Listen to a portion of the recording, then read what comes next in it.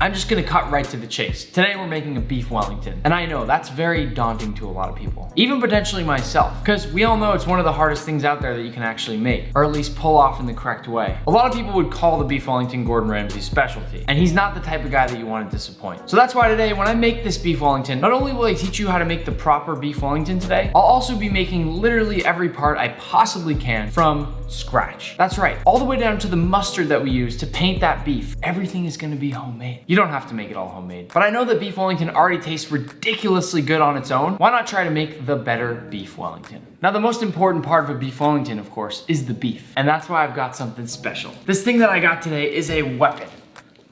This big giant honker is a full American Wagyu tenderloin. Now, as you can see, it's wider and bigger at this end and a little bit smaller at the tip here. So I wanna be basically cutting that part between my two hands to get that perfect piece. And look at that, we got all the seals of certification. This is purebred Wagyu beef. Now, as I use in most of my videos, this is from the Wagyu shop. And again, it's never an ad, but I always just toss that link in case you do want to grab any. Because given how much I cook with Wagyu, people ask me all the time where I get it, and that's where I get it. We genuinely, truly don't have any sort of deal together. But with that said, we're starting with the best of the best right now. Japanese Wagyu would be a bit too fatty to use for this because we're gonna bake it in the oven in the end to get that perfect golden brown Wellington. And we don't want all that fat melting. So for now, this is what we got. Now, while we let that tenderloin come up to temperature, we're gonna start with what's called a duxelles. That's spelled D-U-X-E-L-L-E-S. It's essentially a fancy filling we're gonna make with mushrooms, shallots, garlic. It's actually quite tasty. And it's not too hard to make, so don't let the name scare you. To start, I'm gonna dump out a little over a pound of assorted mushrooms. I had my mushroom guy go out and forage for some fun, unique things here. So just like anything else in the kitchen, we're really not messing around. After trimming down all our mushrooms and making sure we've taken off any of those unwanted stems, we're gonna start chopping. You gotta know this ahead of time. This part might get a little bit messy because we need to get these nice and small. Usually I just start to go for it. Now, there's a few methods to chopping these mushrooms up because it's gonna take you a while. My favorite way is to typically put 2 knives between my fingers and then just go like this up and down all my mushrooms to get those chopped up really nice and fine. But another way I've seen people do it is to just go like this. Now, that's definitely a little bit messier and the mushrooms fly all over the place. But whatever it takes to get those down to a really fine, small granule is what you need to do. These are gonna be used to essentially make this paste, almost like an olive tapenade, that'll be enveloping our Wellington. So they've gotta be nice and small. Once your mushrooms have been nice and finely chopped, your kitchen counter area is definitely gonna be a bit of a mess. But trust me, your work here will be worth it. These are in nice small bits here. And now we're ready to chop up those shallots and garlic. For our shallots and garlic, I typically like to do about 2 medium-sized shallots and then just a couple cloves of that garlic. For those of you that hate peeling off those little bits outside of each clove of garlic, I got a trick for you. Simply take some sort of jar or a cup, then cover it up and shake. It's like the shake weight. Once you open that up, a bunch of the cloves should already be fully peeled, and it makes your life so much easier. Another trick to get that garlicky smell off your hands once you're done is to rub your hands across something stainless steel, like the head of your sink. Believe it or not, that's the best way to get off that garlic smell. Now for the garlic, since I don't like to cut on my cutting board and I'm also lazy again, I'm just gonna put the cloves into my garlic press and go right into a bowl. This will give us all that fresh garlic flavor without having to mess up our board, and it makes our life a whole lot easier. As for the shallots, we just wanna kinda chop those in the same way that we chop those mushrooms. There doesn't have to be any special method here. Just make sure they're relatively all the same size. So, believe it or not, with the shallots, I know this recently happened on a video with onions, but I've been cutting shallots long enough right now that, I don't know, I'm getting a little emotional again. It's not the worst practice to practice chopping this with your eyes closed. I feel bad crying in front of you guys like this, so I'm sorry, but Wellington is a good food. I'm getting a little bit emotional about it. Now that we have all of that prepped out, let's start cooking. First, we'll go a little bit of olive oil into a medium-sized pan here. Now, we're not gonna wait for that to get hot. Immediately, I'll toss in my garlic, follow this right away with my shallots, and then a nice sprinkle of salt, because we always salt when we add garlic or onions. Now, I'll turn my heat down to medium and evenly coat these to get these going. It should get really nice and aromatic here. Make sure you're constantly scraping the sides of the pan so that nothing browns and burns. Once those have gotten nice and aromatic, we're gonna add in our mushrooms. Again, make sure you're choosing a pan that'll fit all of these. Looks like I chose the perfect pan. You can go in with a little bit of thyme or some other seasonings, and I always just like to add a few fresh bay leaves. We're gonna take those out at the end. And quite frankly, they're a lot easier to remove than something like thyme, so I like that they give some flavor without being a huge pain in the butt. Now, on medium heat, we're just gonna mix these around a little bit for about 5 to 7 minutes until they give off some of their moisture. Similar to spinach, this is gonna reduce in volume in a few minutes. Once this is reduced down quite a bit, you can see that our skillet's about half full now. We're gonna add in just a little splash of red wine, because to me, that gives flavor unlike anything else. And as you know, red wine goes quite well with beef. Ah, that looks so good. We're not filming, right? Okay. No.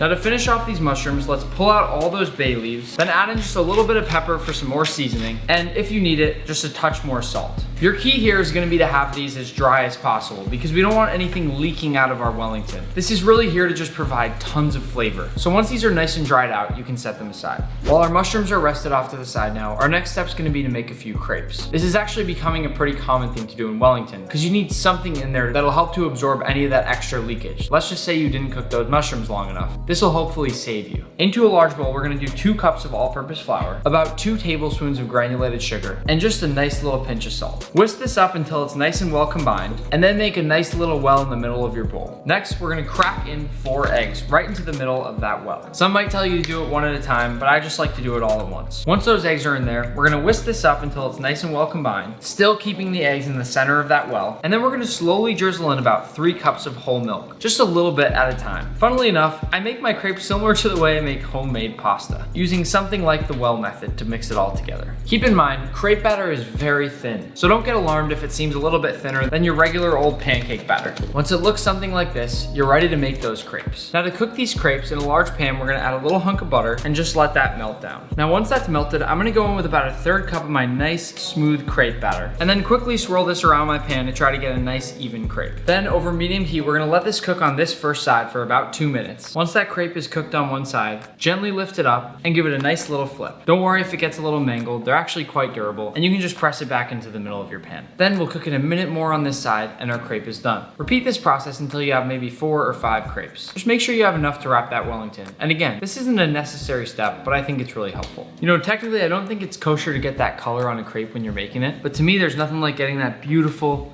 soft golden brownness. Ow, God. Now for the last step before we finally work with that big fat tenderloin, we're gonna make our own mustard. Because with a beef Wellington, you're gonna rub some Dijon mustard right onto that beef itself. Now, this is 1 or 2 things in this video that I did make ahead of time. But don't worry, I'm not just saying it's homemade, it really is. Right here I have some yellow and brown mustard seeds. Last night, I essentially combined these with some white vinegar, some white wine, a little allspice, salt, white pepper, and onion. That pretty much sits overnight in my fridge, and what I have now can be blended down just a bit more to make a really nice Dijon that can be more easily spread onto my Wellington. Homemade mustard is really, really tasty. But again, this wasn't an easy thing to do ahead of time. So I made it ahead now, and now I'm just gonna pulse it up so you can see what this turns into. You'll notice that many of those larger yellow and brown seeds are suddenly gonna turn into that more smooth Dijon paste that you might see. Once I'm at this point here, I'm pretty happy because you can see a lot of yellow there and this is ready to be spread. I still want some of those small mustard seeds in there just to get that texture. But as far as I'm concerned, we're ready to go. So let's bring out that tenderloin. Congratulations, you've made it to the beef. The first thing we're gonna do without damaging that beef is slice it open. But because I know there's gonna be a lot of juice there, I'm gonna put a paper towel down. You always gotta be smart in the kitchen, and all it takes is just a few messes not to mess it up again the next time. I'll tear through the plastic to expose what's a beautiful, beautiful tenderloin here. And ooh, I like that logo with the cow. It's pretty badass. All right, now it's all about finding that perfect piece. I've been peeling off some of this fat, but more importantly, some of this silver skin that we really don't want in our Wellington. Some of it like this is actually pretty easy to peel off. And it'll just help so you don't get any of those nasty little bits when you go to eat. I realize I just called this a Wellington and it's a tenderloin, but you get what I mean. Make it look pretty. Now, if I flip it around, you can see that there's sort of a weird portion here that's not really attached to the main part. I'm gonna cut that off because in reality, I need this one nice uniform piece. And to me, that's looking like... In front of us is every YouTuber food product in the world. And today we'll be ranking them on a tier list. Go from S to F. We've got Mr. Beast chocolate bars, Logan Paul and KSI's Prime, and so much more. Let's start with one of Uncle Gordon's frozen food. I had to go to Walmart to find this, and he actually had a ton of different options, but I ended up mainly wanting to do fish and chips because that's his specialty. The fish and chip anybody can make too easy. I feel like it'd be fun to cook in one of Gordon's Hexclad pans. Right? Nice. Okay, this one Uncle Roger can recommend. This one, I don't know. Oh boy. Why so beige? Uncle Roger don't have good feeling about this. Just like that. Look exactly the same as before it cooked. It does. The fries didn't even really turn golden brown. Mine looks a lot better than yours though, I have to say. It looked like fish nugget. Cheers. Okay, cheers. It's not terrible. No. Actually okay. Where are we putting this on the tier list? Average, so C tier. Maybe you need some tartar sauce. Next up, Pizzafy, which can supposedly turn anything into pizza. It will turn anything into pizza, but some things just should never be pizzafy. We're gonna put that to the test. All right, let's do it. Lay's potato chips. This will pizzafy really well. All right, here we go. Pizzafy. Wow, it actually does taste like pizza. That's pizza. Next up, pineapple. Okay, this one is debatable. I think it's gonna work. I don't like pineapple to begin with, you know what I mean? This looks pretty good. This is the difference between me and Nick right here. You are seeing, this is the visual difference between our brains. Here we go. I kind of like it. That's like a reverse pineapple pizza. This is like a 1-star pizzafy for me. Okay, next up. Yeah, what do we got? Oh, this is bad. This is not going to pizzafy well. Maybe there's some sicko out there who would do this, like you. You might like this. Bro. Smell it. I don't have a sense of Maybe I do have a sense of smell. It just can't be good. This is not meant to happen.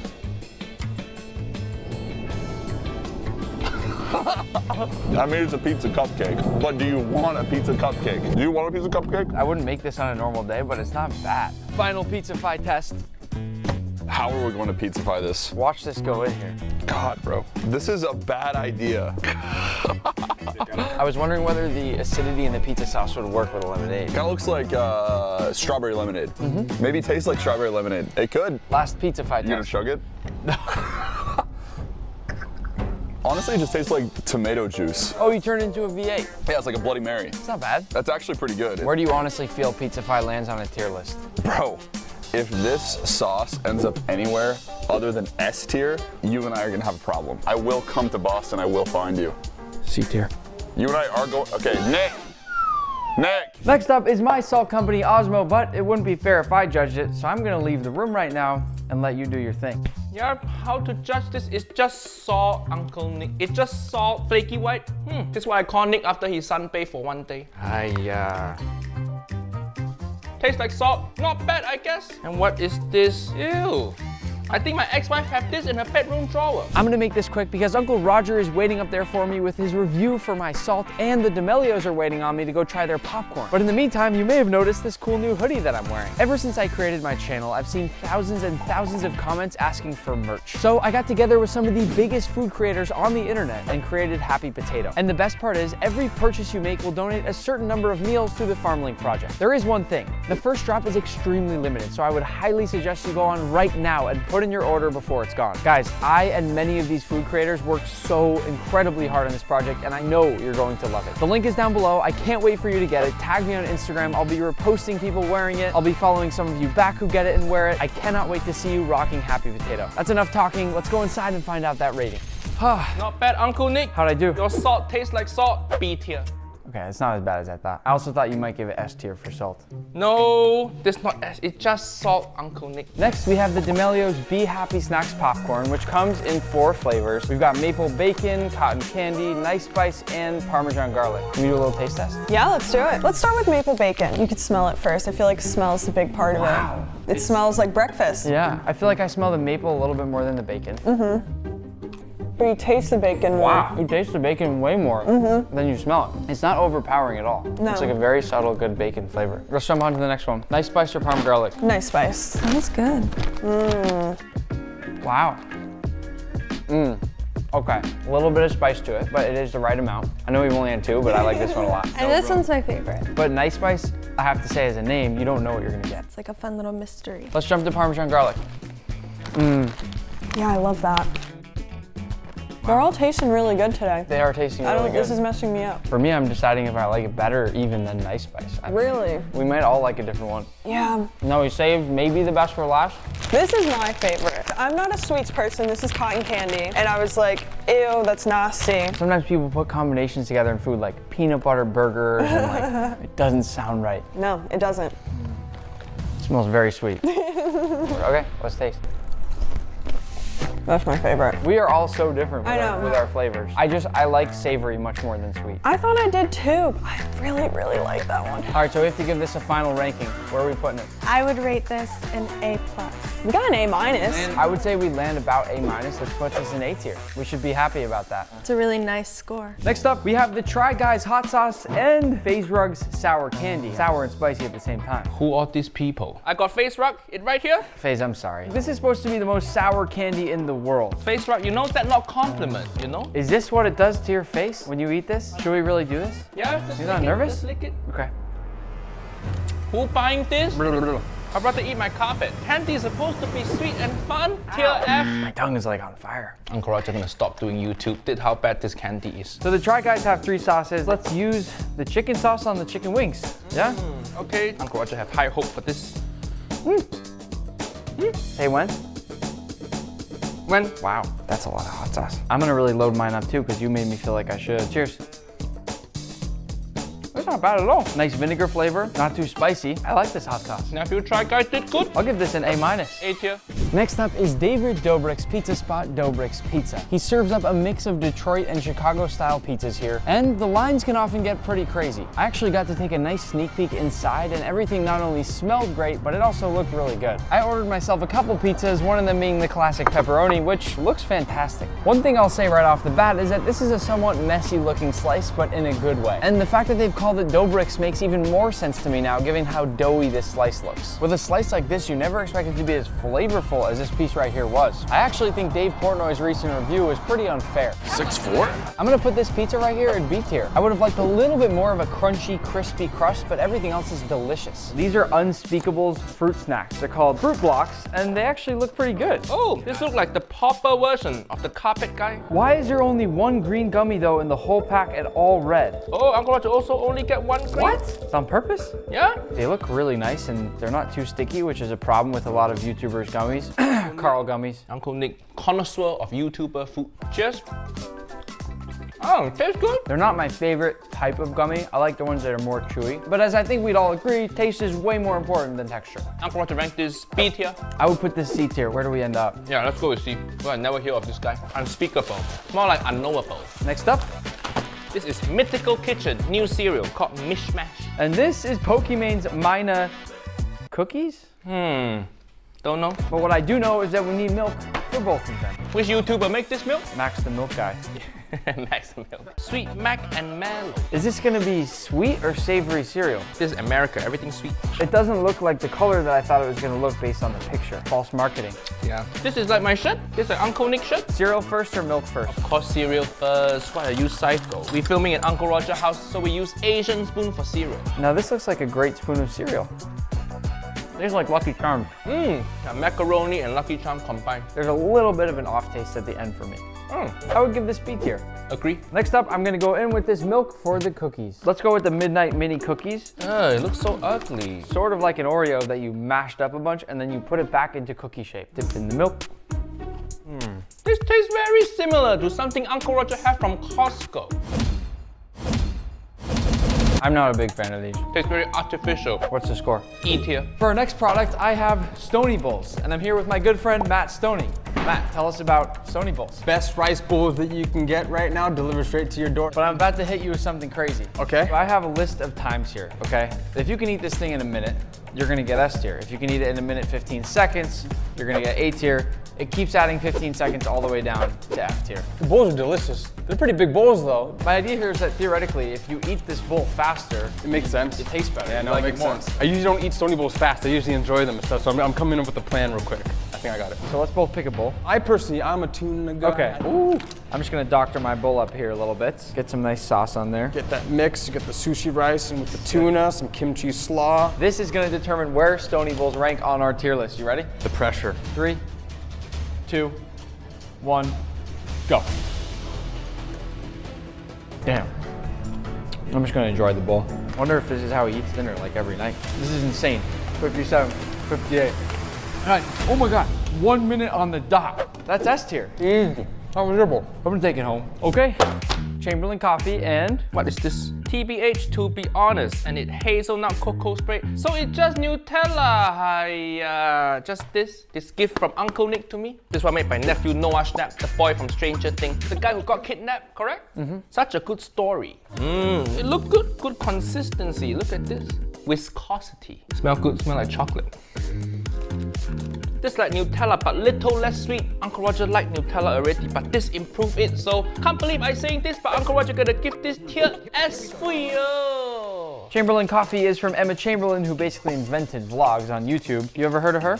No, nowadays everybody can have their own food product. She's got lots and lots of different flavors in this coffee. Some of them I don't even know what they mean. What is this? Social dog blend. This too Gen Z for Uncle Roger. This coffee you do with the tea bag. Coffee in tea bag. Smells good though. Smell that. Don't tea bag Uncle Roger. No, stop. Hi. When have you ever have good coffee from bag like this? Come see Uncle Roger coffee machine. This is how you get good coffee, niece Emma. I'm gonna put this in, and then with the TBH, I'm gonna put some of that in there too. Maybe I'll top it off with a little bit of our leftover milk. And after we let it sit for 5 minutes, we can drink. I like it. There's not really much you can do with coffee in tea bag. Uncle Roger never have a good one before. Not good. Maybe tier D. I think that's unfair. Smell alone, I'm putting it S tier. What? It's good. Middle of S and D. B. Fine. Tier B. Next up, we've got Max Jerky, and I brought Max to go with it. Hey, Now, the first thing I notice when I look at one of these bags is that it says low and slow, which is, of course, your specialty. if you're gonna cook, it's gotta be low and slow. Well, here's what I want to do to see where your jerky ranks on the tier list. You see, I've already tried all this jerky. I know how it tastes, but nobody's ever questioned you when you say low and slow. So, if you come on over here, I have cooked some jerky high and fast. Dude, it's completely burned to a crisp. Sure is. I cooked this jerky right here at 550 degrees Fahrenheit. Oh, God. The idea here for me is that maybe the texture is better than this low and slow jerky here. But if low and slow does beat high and fast, I'll give you either S tier or A tier. I'll take that. Let's taste the regular jerky first. I'd say it's classic. It has the right amount of chew for a jerky, which I like. When I think about jerky, I don't want the texture too hard. I also don't want it too soft. This is right in the middle. So we've had the low and slow. Now it comes to high and fast. Nick, this looks illegal. I mean, Be honest though, this is as bad as you thought it would be. taste my piece. All right, you picked a bad piece. I think you overdid it just a hair. There's a reason you never go high and fast. It ends up tasting like you're eating charcoal, which is basically what it is. Okay, so I am a little bit biased and I want to be fair. Why don't we just give it a B for barbecue? B tier. I think it's fair. Here's the thing, rules are rules, and today this did not win. I like it a lot, and for that reason, I'm gonna give it S tier. Let's meet in the middle, call it an A. I will take that. You save the biggest for last, Feastable and Prime. First up, Feastable. All right, so we have four kinds. We have the original milk chocolate, we have the original regular dark chocolate, we have the crunch bar, and we have the chocolate sea salt. I can't open this. Everybody's struggling. I cannot open this. Look, could you? Yeah? I don't like that at all. Opening chocolate is a whole experience. This one just tastes like generic American chocolate. What is share devour? I think you only give that part to share. Okay. Why you give Uncle the so small piece? I want to try the crunch bar before I give a verdict. Oh. D tier. Yeah, that's about right. Here are the final results. Be sure to comment below if you disagree with anything, and don't forget to visit Happy Potato at the link in the description below before we sell out.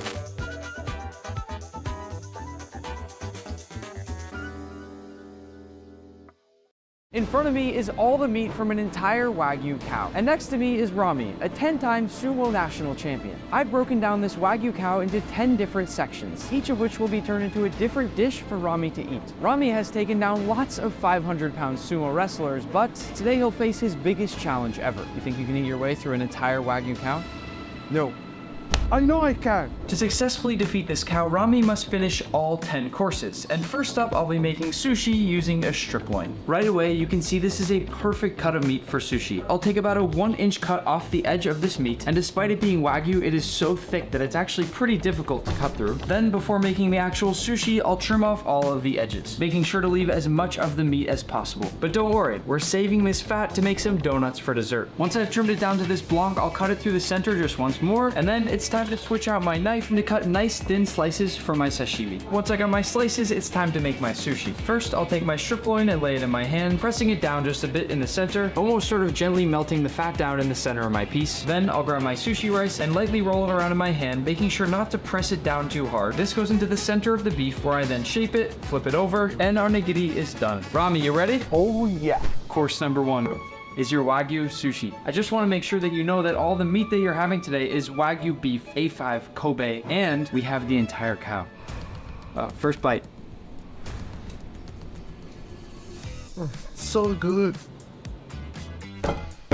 I'll cry now. You're gonna cry? I'm really happy, so I feel like I'm gonna cry. This part might feel easy, but we have an entire Wagyu cow, and you're only on level 1 out of 10. Are you gonna make it that far? Take your time. Want me to take some? Next! Level 1. This is not challenge.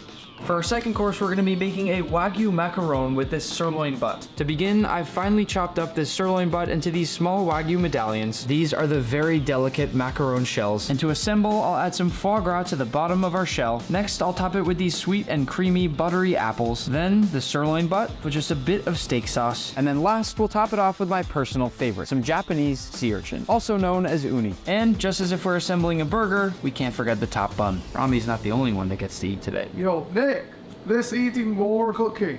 Your second course and the second section of the cow, these Wagyu macarons. It's sweet and have multiple flavor. You got every little possible delicious bite.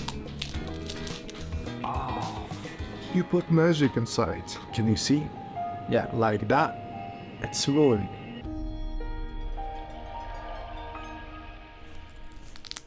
Course number 3 is a Wagyu donburi using the chuck roll. Because you get a nice bang for your buck, this actually happens to be one of my favorite cuts of meat. After thinly slicing the chuck roll on a meat slicer, I'm gonna make a few cuts because we're gonna cook it in this flavorful broth. This sauce right here is actually Linja's favorite sauce. It's a combination of mirin, sake, soy sauce, and sugar. In just a few seconds, it's already done, and I'm gonna lay it over the top of my rice to start crafting the donburi. Once I've pressed all of this down, I'll leave a nice hole in the middle, and there, I'm gonna crack in my poached egg. To finish, I'll sprinkle around the edges with a bit of green onion, and then the final touch is this incredible crispy garlic. I'm hungry. He's late, yeah? Nick! Yeah. Wagyu donburi. Oh, thank you. Oh, look at that. This is really huge bite. This is a sumo-sized bite, Rami. Oh, You keep surprised me. have you had donburi before? This is first time I've ever having donburi. And you like it? So it's not gonna be the last. Rami, next time moving on to section number 4 of the cow. You're almost at the halfway point. What time the challenge is gonna begin? Make it quick! I get hungry! Dish number 4, using our 4th section of the cow, is going to be this Wagyu carpaccio using a tenderloin. Normally I don't love tenderloin since it's not all that exciting, but with Wagyu, when it gets marbled like this, it's delicious. Once this is thinly shaved using a meat slicer, I'll carefully lay it down in the center of my plate. As you can see, I'm wearing gloves because given it's so thin, it's going to melt if I don't. I'll top this off with a nice sprinkle of salt, some fresh cracked pepper, some nice fresh cut kiwi, not just for the flavor, but actually also for the color, some honey lemon cherry tomatoes where the skin has actually been completely removed so you get a nice soft bite, some of this beautiful passion fruit jelly, which again gives us a nice pop of that yellow color, but also this incredible acidic and sour flavor. Then a light sprinkle of shiso leaf, which is sort of similar to Japanese basil, but I happen to like it a lot better. Then I'll finish it off with just a nice drizzle of olive oil. Course number 4, Wagyu carpaccio. This is really piece of art, so I'm sorry for what you're gonna see now. I'm making Wagyu fruit roll-up. A Wagyu fruit roll-up. With the Wagyu that I just carefully sliced into perfect thin layers, you've turned it into this. It's really beautiful. Oh my god. And after that, what we do? I don't even want to wait. Listen. It's fire. You didn't even chew it. You just squeeze it. Where is the real challenge? Make it quick. We are 50% of the way through this cow, and Rami is 50% of the way to victory. For this course, we'll be doing something exciting, a Wagyu hot stone using this tri-tip. I have set this oven to 500 degrees, and in just a bit, this is gonna be ready for Rami to cook. To begin, I'll slice straight through the center of the tri-tip, which looks incredible on the inside. Then I'll slice off a steak, and we're left with this. I'll trim off all of the edges, removing all that fat and saving even more for our Wagyu fried donuts at the end. This course, Rami is cooking by himself, so I'm simply gonna cut off some nice cubes like this, and we'll let Rami do the rest of the work on his own. So once I've cut it into nice pieces like this, it's ready to go. Rami, be careful, don't move. This is a 550-degree hot stone. Feel the heat from above. Be careful, be careful. This is what I talk about. And Rami, Yeah. here's the meat. Beautiful tri-tip. Go ahead. Here.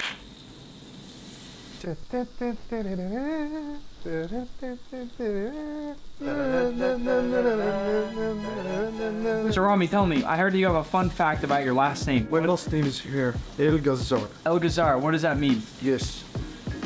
The beast. It's meaning butcher. Your last name means butcher? Yeah. And you're eating a whole cow? Yeah.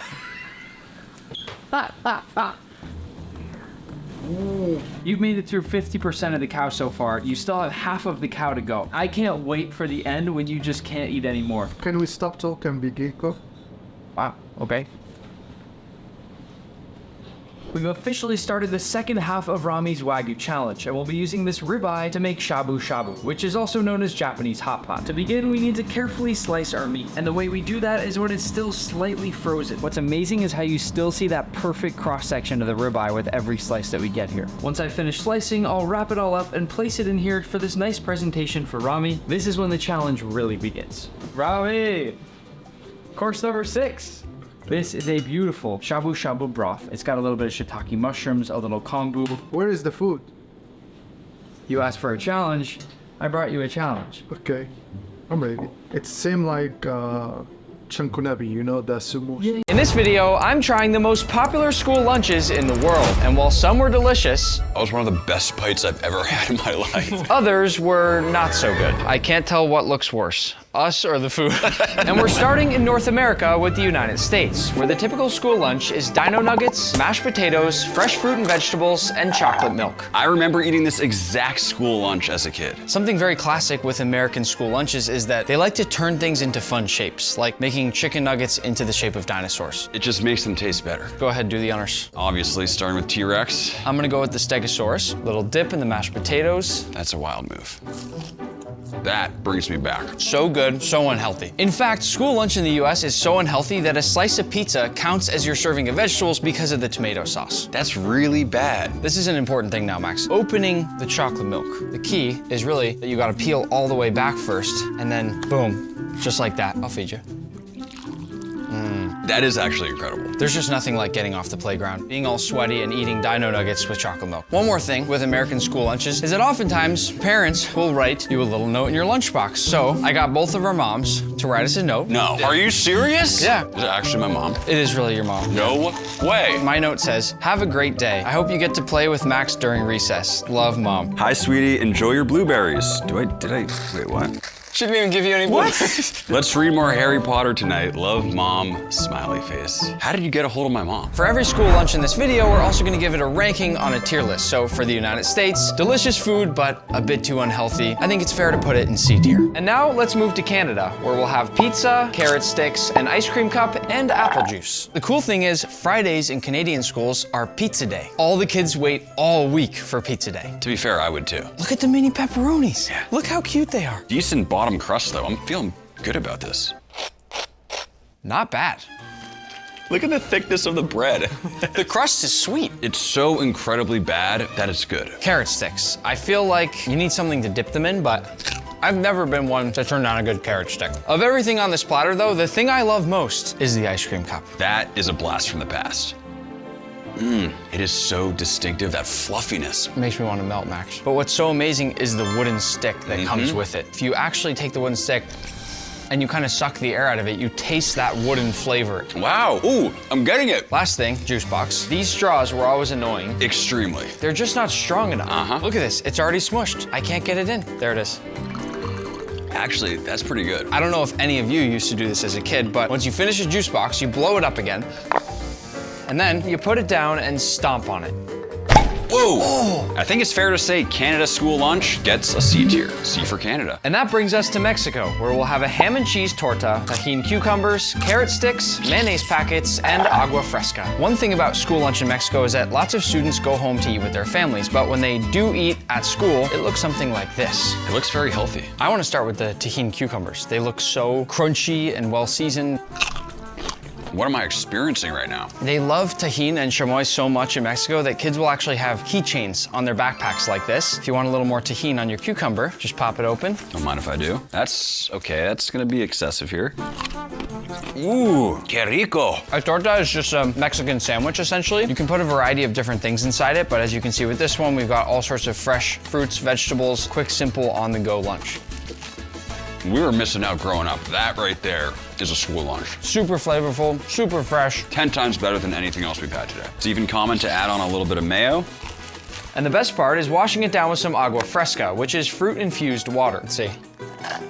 It's basically just like a cold tea. In the heat that you probably have on a playground in Mexico, this must be extremely refreshing. This would hit the spot. We're gonna put Mexican school lunch in B tier and move on now to Jamaica, where a typical school lunch is fried chicken, peas and rice, mac and cheese, plantains, a side of fruit, and fruit punch. We are really leveling up here. Yeah, this looks unbelievable. Even this, look at this thing. I say we divide and conquer. I feel like I gotta do mac and cheese on the chicken. School lunch or not, that was one of the best bites I've ever had in my life. Put some mac and cheese on there. They just pair so well together. Oftentimes, kids will take their mound of rice and they'll take some of this Jamaican gravy and they'll make a little volcano. While you eat that, I'm gonna set up the drink. I love the way they serve the drink in a little pouch like that. And everybody knows that blue tastes better. If I had this lunch every single day, I would be a very happy student. Jamaican me crazy with this school lunch. It's getting an A tier. And now that we've finished in North America, we'll move on to South America, where we'll start with Brazil to have rice and beans, ground beef, a side salad, jello, and cashew juice. This looks amazing.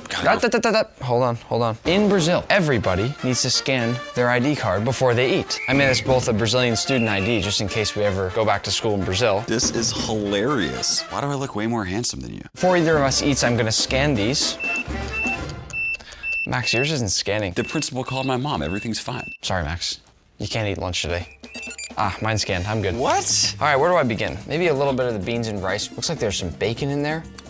Wow. This rice has been cooked to perfection in bacon and bacon fat. And when you pair that with the ground beef, it is unbelievably good. Everything tastes so incredibly fresh. And part of the reason is because it's the law in Brazil that lunch must be cooked fresh every day, and 1/3 of it needs to come from nearby farms. That makes the food even better. I'm so happy I paid my lunch bill for this one because this is good. I've never had cashew juice before. Let me guess, it tastes amazing. It's fruity, but at the same time, it's naturally really creamy. It's really good. Last stop here, Jello soccer ball. Look at that thing. I feel bad.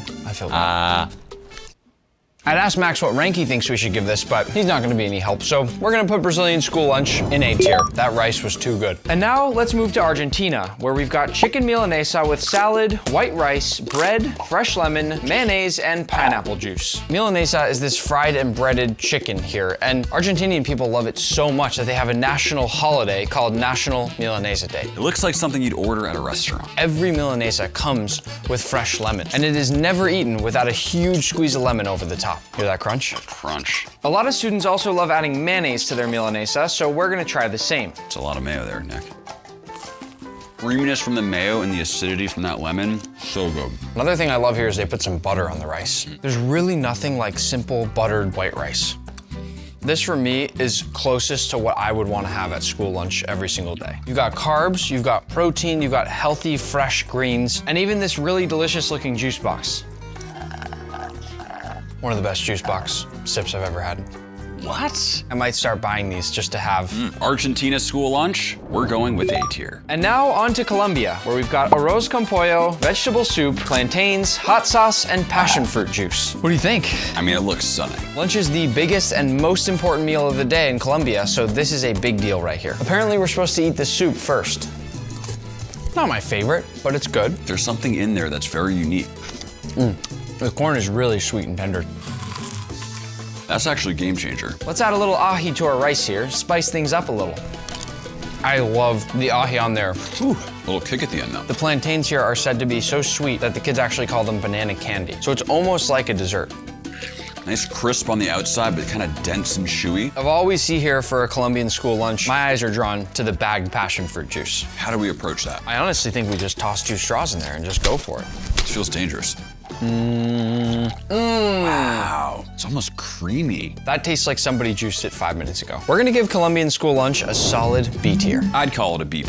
And with that, we finished in South America and are moving on to Europe, where we'll start in France to eat a multi-course school lunch that includes a salad, some roast chicken and vegetables, a bread and cheese plate, some fruit for dessert, and water. France takes their school lunch very seriously. In fact, students get between 1 and 1. This is a $50,000 bluefin tuna that was caught early this morning off the coast of Japan. And this is Chef Taka, one of the best sushi chefs in the world. In this video, we're gonna cut apart this whole tuna, giving you all sorts of incredible ASMR, and then turn it into all different kinds of sushi. But first, you're gonna love seeing us try to get it upstairs and into this restaurant. We're just hanging out in the streets of Japan right now, waiting for our tuna. Normally, loves the whole tuna. Yeah, so it was really hard for us to get a whole tuna. This is not normal. No. This is our tuna? Yeah. Oh my gosh. What the heck? Oh my God. Oh, that's our tuna. How are we gonna do this? We got dead body inside, man. Okay, wow. This thing's heavy. Oh, the stairs, we're doing the stairs. Okay, all right. No? You wanna try elevator? I think they're gonna do it. This is an insane thing to see. Bye-bye. We somehow managed to get the tuna upstairs without any damage at all. These guys are true pros. He's pretty big. He definitely weighs more than me, but I am a little bit taller, for sure. Let me introduce Mr. Takarai from Daisen. You know how many years from the history? No. 400 years. 400 years? Yeah. You're 400 years old? No. Hajimemashite. So Daisen is a top tier, the best wholesaler. They have too many They can clients. sell to whoever they want. If you're good sushi chef, they will. But if not, Yeah. no tuna. Yeah, so they are going to bring it back. No tuna tonight. Now that we got our tuna, it's time to cut. Before we begin, I just want to show the size of the tuna knife that we have to use here today. This knife is the same length as the fish, and they need knives this big because of how big some of these tuna can get. I cannot hold it up on one end with one arm. I want to get one now. So now that they're gonna start, I would urge you to have a good pair of headphones on or have your volume up because the sounds you're gonna hear are amazing. Hi.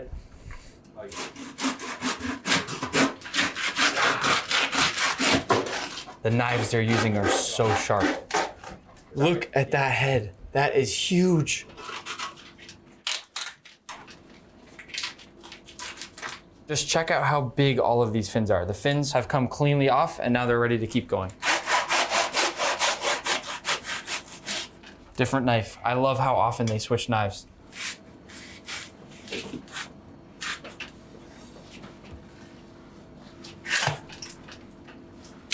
They are so focused and precise with the blade as they're doing this. Look at how thick the skin of the tuna is. That right there is why you need such a sharp knife, because he has to cut through that. It's like leather. He's grabbing a new knife. Oh my gosh. Now you need 2 people. Wow.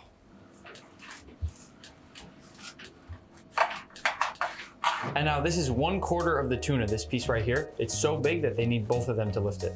And this right here is what's left over. That is what I'm talking about. This cut that they just took off is a lot of otoro, the fatty belly of the tuna, which is the most expensive part of the tuna. So the next part they're gonna do is the akami, that lean part of the tuna on top. When you get a regular piece of tuna nigiri, for instance, and it's that sort of bright, beautiful, classic tuna color, that's akami.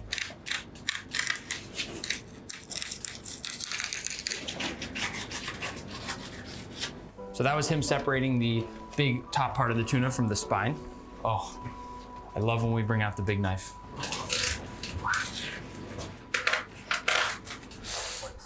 That was the crispiest sound ever. So look at that. All right, so now we've done the first side and they are going to flip this bad boy over.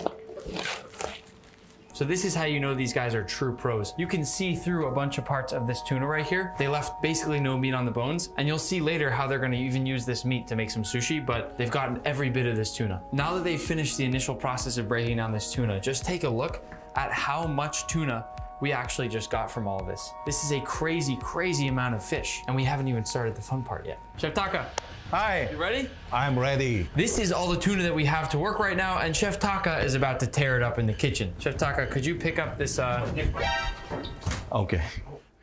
I'm hungry. I'm making sushi. The first step here is to break down our tuna even more. Yes, a kamatoro is a super fatty. It looks so good. It's sort of dripping with like almost oil and fat. So this cut right here is from the jaw. I actually had no idea myself that you could get tuna this nice from the jaw of the fish. Next, harakami, #1 expensive part. Wow, that's beautiful. Easy 10,000. Easily $10,000. Okay, next, haranaka ne. So this is the second most expensive cut of this fish right here.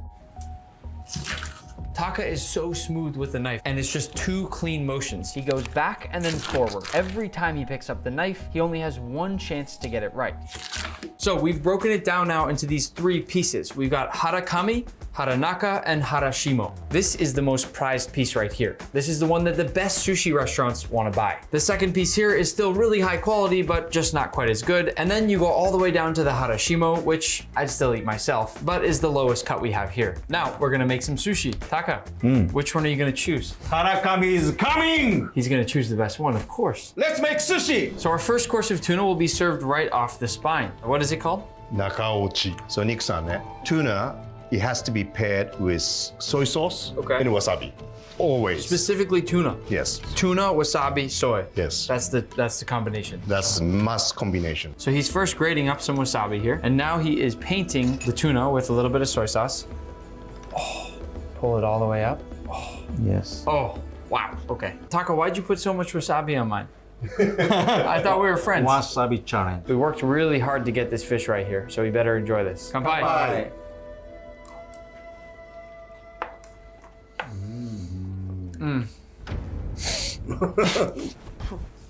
Just peeling the tuna off there and seeing how easily it just falls right off of the spine there, it has to be the freshest tuna I've ever had. There's just no way that it's not. So easy, so delicious. Yes. Yeah. Enjoy. So good. So next up, Taka's gonna show us how to make nigiri. But first, there's a crazy cool fact that I just learned about rice in Japan. They design sushi rice especially for the tuna. And what happens if your sushi rice isn't good enough? Top tier tuna wholesaler never deal with you. So the people in Japan that sell tuna will go to your restaurant, they'll taste your rice, and if they don't like your rice, they won't give you their tuna. No. Show us your knife, please, Taka. How much did this knife cost you? 20,000 US dollar. Taka, what are you doing? This piece here, Taka handpicked because it is Ichiban, #1. It is the best cut from our whole 250-pound tuna. This lower cut down here is the Otoro. This is the fattiest part of our tuna. The middle section here of this loin is Chutoro. The flavor is a nice balance between that Otoro that's super fatty and the Akami, which is more lean. And to finish, we have the Akami, which is that classic lean tuna. It's got that same tuna color that we all know and love. I'm so excited to see Taka do his magic. Best in the business right here. This is the part we cannot use. The bloodline. It's too bloody and it's too intense of the flavor. We don't use this part. So he's gonna start by just trimming all of that off. The next piece he's gonna cut off is the Akami, the lean tuna on the top portion of our loin here. Wow. That is the cleanest cut I've ever seen. Should we just take it and eat it right now? Yeah. Cut the skin inside each leg. That's just gonna help you to see inside for what we're gonna do next. Do that same thing on the other side. Once you've separated that skin and can clearly see inside both of the legs and thighs, you can turn the chicken towards you and holding down the breast, put your whole hand around the thigh and leg on one side and lift and crack. What you're looking to do is dislocate this one bone right here that comes out of the thigh. And after you've done that, you can easily fit your knife right inside there, close it back down, and make a nice cut straight through. And already, right there, we have one leg and one thigh. Flip the chicken around and do the same thing on the other side. Again, all you're looking for is that bone right there to pop out, after which you can fit in your knife and make a clean cut right through. 2 legs and 2 thighs. For the wings, you want to stretch them out like this, and then simply start carving around the wing with your knife, letting the weight of the chicken hang down and do all the work for you. Eventually, your knife should swiftly and easily cut right through that bone there, and just like that, you've taken off a wing. Do the same with the other side. Now, all we have left are the breasts. There's a bone straight through the middle that divides them for you, so all you have to do is start by following that bone on one side, then just continue cutting down, keeping the knife right up against the bone, then eventually you can open it up to give yourself a little bit more visibility, and just keep driving the knife along the bone. The goal, of course, is to get as much meat as possible, and eventually, off it'll come. And as you can see, there's one clean chicken breast. For the other side, just flip it around, and once again, cut along the bone, and eventually you got your second chicken breast. And what you're left with is 2 breasts, 1 carcass, 2 wings, and 2 leg quarters, which includes both the leg and the thigh. And the best part, it's only 5:32. It's 6 o'clock, so we're gonna make stock. It's a great way to get rid of kitchen scraps, and once you know what scraps you can and can't use, it's just about one of the easiest things to make, but it's packed with flavor. To begin, you'll fill a pot just about 3/4 of the way with water. Then we'll go in with our mirepoix, which is simply carrots, celery, and onion. If you ever hear mirepoix, that's what it means. It's just a flavorful trio of those 3 classic vegetables that people use often in stocks and soups. And like I said, it's a good time to use leftovers. So here I have some parsley stems, then one of my favorite ingredients, a few Parmesan cheese rinds, and then in we go with the carcass of a cooked rotisserie chicken, and also the raw carcass of the chicken we just broke down. Then we'll crank up the heat and set it aside. You're gonna wanna check on it every 20 minutes or so and skim off all that foam that appears on the top. That's gonna give you a cloudy stock, and we don't want that. After that, we'll let it cook about 4 or 5 hours, and then we'll have a nice flavorful chicken stock using all these amazing scraps that we've saved up in our fridge from over time. I like to freeze all my scraps over several months and then make one big stock every so often. And you can use whatever bones you want, but make sure to stay away from bitter greens and veggies such as kale, cabbage, artichokes, bok choy. If in doubt, just look it up. And one last thing, don't salt your stock. You're gonna reduce it down at the end, which means we're gonna boil off and let a lot of the water escape, which concentrates the stock and gives us more powerful flavor in smaller amounts of stock. And it's easier for storage, but if you salt it now, it might become way too salty later. You wanna be able to control the seasoning when you go to cook with it. All right, we're doing our first cameraman swap of the night. Good luck, Kevin. I'm out. I'm getting some sleep. There are lots of sauces in cooking, but there are a few in particular that you must know. They're called the French mother sauces. And once you learn the foundations, you can apply it to just about anything you can imagine. And that's the beauty of sauces. Our first sauce is a bechamel. It's the base for many of our favorite foods. Chicken pot pie, mac and cheese. It's a creamy foundational sauce. We'll start by melting down 2 tablespoons of butter. We're doing this over medium heat so the butter doesn't burn, because we want to keep the color of the sauce nice and light and white. In with the butter, we're gonna add 2 tablespoons of flour, and we're making right now what we call a roux. Turn the heat to low and stir constantly until it's evenly mixed up. Once the mixture starts to bubble, add in 1 1/4 cups of hot milk, continuing to whisk, and then you can turn up the heat and bring this to a boil, seasoning it with salt and pepper as it cooks. Once it's thickened up, I'll turn off the heat. As you can probably tell, this process happens pretty quickly. The flour just did exactly what we did earlier with the cornstarch in the stir fry. Any starch like that will thicken up a sauce, and that's how we just achieved this. You can use this as is, or add in about a 1/2 cup of cheese once the heat's off, and stir that right away to melt in all the cheese. You'll now have a really nice thick cheese sauce, and if you added in a bunch of macaroni, you'd have the perfect mac and cheese. If your sauce gets too thick, just add a little bit of water and whisk. And just like that, our bechamel is done. As you know, I'm Italian, so of course you need to have a good tomato sauce. This is one of the simplest things to make. You can either do it by hand or go into a blender with some tomatoes. These are San Marzano tomatoes, which seem to be a standard in a lot of kitchens, but I urge you, no matter what canned tomatoes you're using, to taste. Make sure they have nice acidity, make sure the sugar levels are to your liking, and if not, you can add lemon juice or add sugar or adjust in any way you please. To start, we'll pulse this up a few times.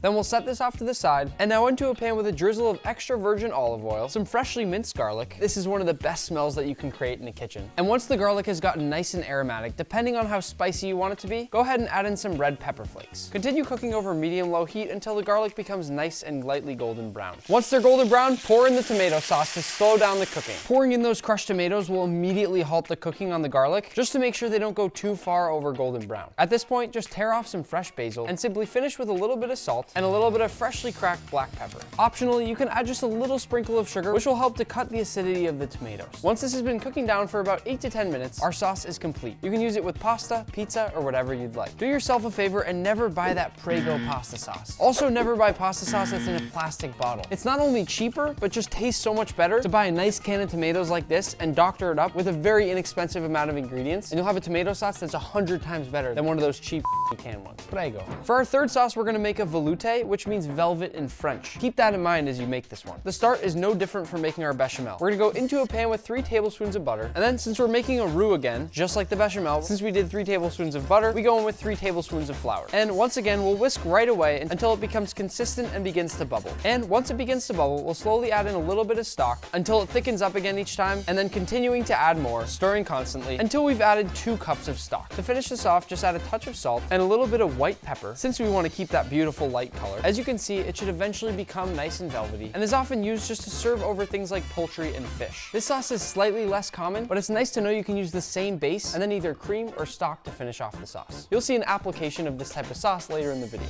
Our final sauce is hollandaise. If you've ever had eggs benedict, then you know what hollandaise is. And if you haven't, you need to know what hollandaise is. To start, we need 3 egg yolks. And since we haven't yet talked about how to separate an egg, here's the perfect time. First off, when you crack an egg, don't crack it on a sharp surface. Crack it on a flat surface like this. Then, to separate, gently break it open, leaning it towards one side so that the yolk falls into one of the 2 compartments, and then carefully drop it back and forth, filling off all the egg whites until you have egg whites in one bowl and a yolk in the other. You can discard the shells. Once you get really comfortable in the kitchen, you should also learn the one-handed egg crack. It's fun to do when you're cooking fast and cooking often, and you simply hit it against the board and then crack it open with your fingers like this. This right here is another helpful setup in cooking. It's called a double boiler. You only really have to use it on occasion, but instead of providing direct heat, the water from the pot below will steam up the bowl above and slowly and gently cook whatever's in here. So it's perfect for melting chocolate or making something like hollandaise that's very sensitive and easy to overdo. Have your ingredients prepped out because once you start, you have to move quickly. First, in with our 3 egg yolks, and immediately we'll start whisking as we add in 1 tablespoon of water, 2 tablespoons of lemon juice, a little pinch of salt, and a sprinkle of cayenne pepper. Then we begin tossing in small cubes of a full stick of butter, continuing to whisk until each one has melted in. If the egg begins to get clumpy, turn down the heat immediately and lift the bowl off of the pot temporarily. So we're basically combining the butter and the eggs and slowly cooking those eggs to thicken them. But we are absolutely not looking for scrambled eggs. Make sure not to forget to stir up on the edges as well, because that's when you're going to start to get scrambled eggs on the sides of your bowl too. Again, if you feel like you can't stir fast enough without your eggs scrambling, just turn down the heat a little bit. Now is the moment where I really see the sauce starting to thicken up. So at this point, I am going to turn down the heat, continuing to scrape down the sides of the bowl until I have a nice hollandaise sauce. If it gets too thick, simply add a splash of hot water, and you can always use one of those fine strainers we talked about earlier if you have a few clumps of egg in there and want to make it perfect. But as you can see, this one's perfectly smooth. Once you get a nice velvety coating on the back of a spoon, your hollandaise sauce is done. You better be saving the hollandaise sauce for eggs benedict later. Speaking of which, you must properly learn how to cook eggs in different ways. Nick,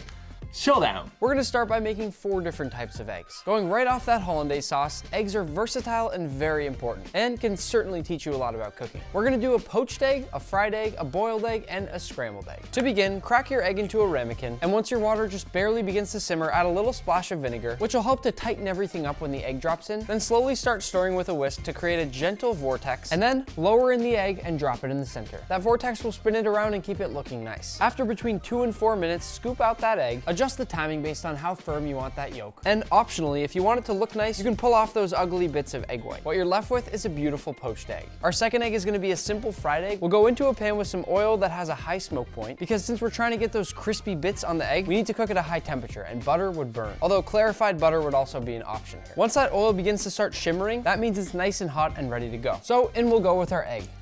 Be careful as the egg might start spitting here, and control the temperature so it doesn't start to burn. What you're watching for is some golden brown bits to appear around the edges of the egg. Our goal right now is an egg that's cooked through with a nice crispy edge, and for me, I always want that yolk to still be able to pop. Once the edges are golden brown and crispy, that's our cue to flip the egg over. Make sure you're flipping away from yourself so as not to splatter yourself with oil. And in one swift motion, you'll flip the egg. On this side, we're just looking to cook the rest of the egg whites through, so I'll lightly swirl around the oil to make sure it really gets in there. And after about a minute to 30 seconds in there, our egg is complete.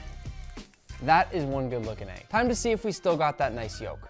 Like that? That looks so good. Kevin, I know you like that. Yeah, absolutely, absolutely. Our third type of eggs will be scrambled. Into a large bowl, I'll crack in 4 large eggs. Now would be a good time to practice the one-handed egg crack. In fact, I'll give you a slow one-handed egg crack so you can hopefully see how it works. And to that, just for some added color, I'm gonna go ahead and separate out 1 or 2 egg yolks and add those to the mix as well. Like I said, you can use your hands to separate if it's easier. And now whisk them up, but make sure not to over-mix. Then in a non-stick pan over medium heat, we'll add a tablespoon of butter. And once the butter becomes lightly foamy, pour in those eggs, stir continuously continuously, scraping around the entire pan until the eggs begin to clump up. Then reduce the heat to low and continue gently folding the eggs. They should be slightly wet and you really don't want to break them apart all that much. And I'm also going to add just a pinch of salt, a touch of black pepper. Optionally, you can fold in a bit of cream or creme fraiche for some extra creaminess. And oftentimes when I make scrambled eggs, I add in a secret ingredient, but I'm going to keep that one hidden right here in this cookbook.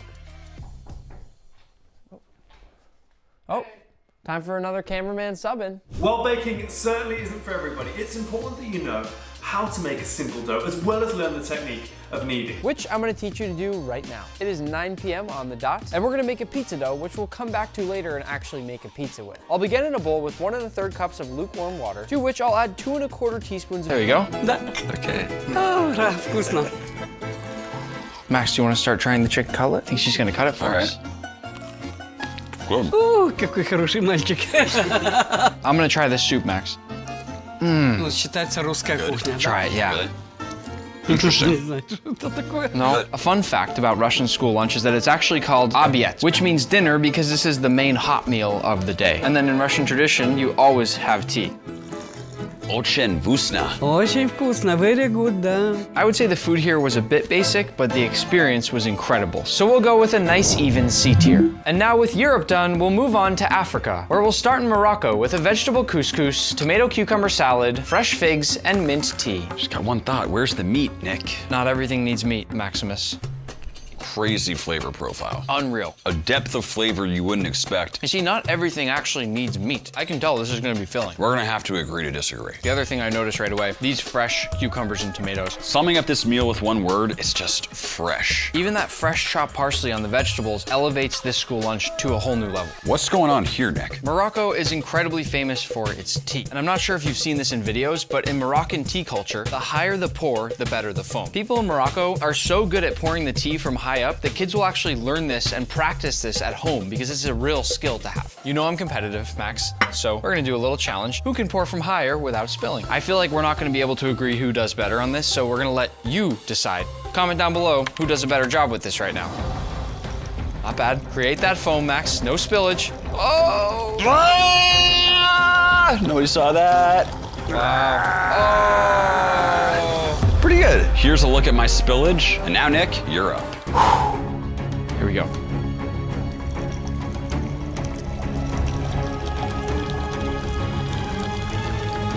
Not even close.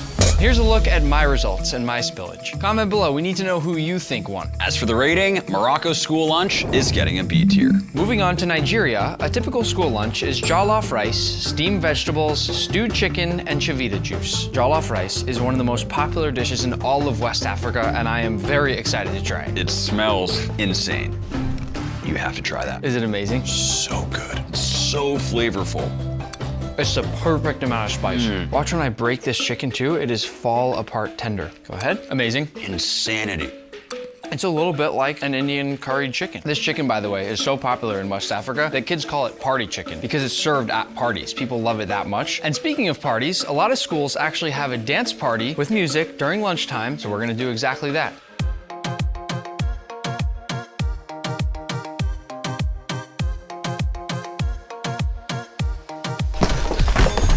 Not gonna lie, Max, I think Nigeria deserves our very first S tier. Well deserved. Next up is Ethiopia, where a typical school lunch is injera with lentils, stew, cooked vegetables, and mango juice. Visually, what do we think? Looks like a sponge. Yes, this is a spongy fermented flatbread. It's traditional in Ethiopia for kids to eat off the same tray, so what we can do is just tear the injera.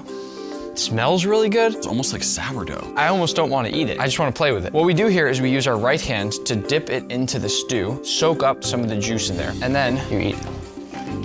Amazing. Those soft chickpeas, the seasoning in there. That's one of the best bites of food I've had in a while. I didn't tell Max this yet, but traditionally in Ethiopia, people will give each other what's called a gursha, which is a bite fed by hand, and it's a sign of love or friendship. So Max, please open up. Wait, do you love me or are you my friend? He licked my fingers a little bit, that's okay. I'm gonna start going around asking all my friends for a gursha. The lentils too look expertly cooked. If those lentils taste good, this might be S tier. They're all right. They're all right. I still think it might be S tier. I think the same exact thing. I'm just gonna say it. Ethiopia school lunch, that is an easy S tier. Moving on to South Africa, we have pup and beans, a polony sandwich, and cereals juice. Right away, the pup here almost looks like a circular chicken breast. I think it's like a half onion to me or something. This right here is a thick corn porridge, and we're gonna eat it in the traditional style with our hands. We grab some of the pup and you kind of mush it together, okay, like this. Hold that with your 4 fingers, and then you wanna go onto the beans and you use your thumb to kind of smush the beans into it. And we've got a beautiful bite right there of pup and beans. Then in you go. The flavor combination is so unique. It's a little bit earthy. It's almost like a little bit grainy, but then there's a bit of a sweet corn flavor. The great thing is you can wash it down with some cereals juice. It's a really popular South African brand. Almost like a pineapple flavor. Polony sandwich. We would call it bologna. Yep. They call it polony. I always like bologna. There's something about it. It's not premium per se, but it's so good. These might not be my favorite flavors of anything we've had, but in ranking this one, I'm gonna give a lot of extra points for the experience of eating it. We'll put South African school lunch right in the middle at C tier. Next up is Egypt, where we'll have full medemes, baladi bread, carrots, and sugarcane juice. Commonly in Egypt, students actually go out and buy their lunch from street vendors because there's all sorts of amazing street food in Egypt. And what they most often buy is this thing right here called full medemes. It's slow-cooked fava beans that are seasoned with lemon juice, olive oil, and different seasonings. And this here is baladi bread, or Egypt's version of pita. We'll open this up and then take some of those stewed fava beans to make a pita pocket. There's no beef in here, no meat, it's just beans. Just beans. It's a little bitter. I'm falling somewhere right in the middle here. Before we make any judgments, let's try the sugarcane juice. Kids will normally go to street stands for this as well and get that amazing fresh pressed sugarcane juice. I personally love sugarcane juice. This is not quite there since it's canned, but it's still very good. One other thing, in Egyptian street food culture, the vendors will often hand the kids a free pickle or olive. So I've got one in each hand. Make your choice. Boom. That means I got the olive. Makes it a little more fun. On the one hand, I love that kids are going out and getting their food from street vendors. That's such a cool thing to do. It's like a little mini field trip throughout the day. But on the other hand, I just wish it was a little bit more exciting. Not my favorite. Egypt school lunch, we're going with D tier. And that means we finished with Africa. So now let's head to Asia with our first stop being Japan, where students get chicken katsu curry, rice, miso soup, and fresh milk. For this section, Max is dressed up as one of the students from the lunch team. Because there are no janitors in Japanese schools, the students take turns serving food, cleaning up, and wiping down trays, meaning that the entire school lunch is run by students like Max. They also don't eat in a cafeteria. Instead, students are served at their desks in the classroom, so we're gonna do the same. Thank you. Oh, and before I eat, most kids bring their own chopsticks in cute cases like this. It's a total flex to have cool ones like mine. Max, what'd you bring? Only my favorite chopsticks. Hello Kitty? Mine totally got mixed up with someone else's. This chicken katsu curry is one of the best things we've seen all day, and I'm not surprised. Listen to this. And now the best part, I get to wash it down with some fresh Japanese milk. This might be the creamiest milk I've ever had. I'm putting Japanese school lunch right up in A tier. Next is South Korea, where we'll have pork bulgogi with doenjang jjigae soup, rice, seaweed sheets, kimchi, bean sprouts, and strawberry milk. This is what I'm talking about. So many side dishes, but the South Koreans also nail the meat. When I think of South Korean food, I think of these massive spreads of food where you can pick from all these different dishes, and this school lunch looks like exactly that. So I'm gonna take a seaweed sheet here. A little pork on there. You need some kimchi. A little rice on there. Thank you. A few bean sprouts. I'm gonna go for this one in one bite. Boom. I get sweet, I get salty, I get sour, I get crispy, I get everything. I'm gonna open up the strawberry milk here. Good? Yeah. The soup is always served piping hot. Sometimes the kids will stir in a little bit of rice to try to cool it down. We'd also be expected to finish all this food because South Korean schools are very serious about food waste. They have the most high-tech school lunch system in the world and use AI scanners to track the food waste every single day. My plate would be cleared every time. South Korea school lunch is getting S tier. That's a hard one to beat. We're moving on to India, where we have vegetable sabzi, aloo paratha, roti, achar, and mango juice. India serves 100 million children school lunch every single day. And traditionally, it's served in what's called a tiffin. That is the coolest looking lunchbox I've ever seen. The problem is I have no idea how to open it. Here, let's just I'll take the base. mess around. Oh! Wow, hey.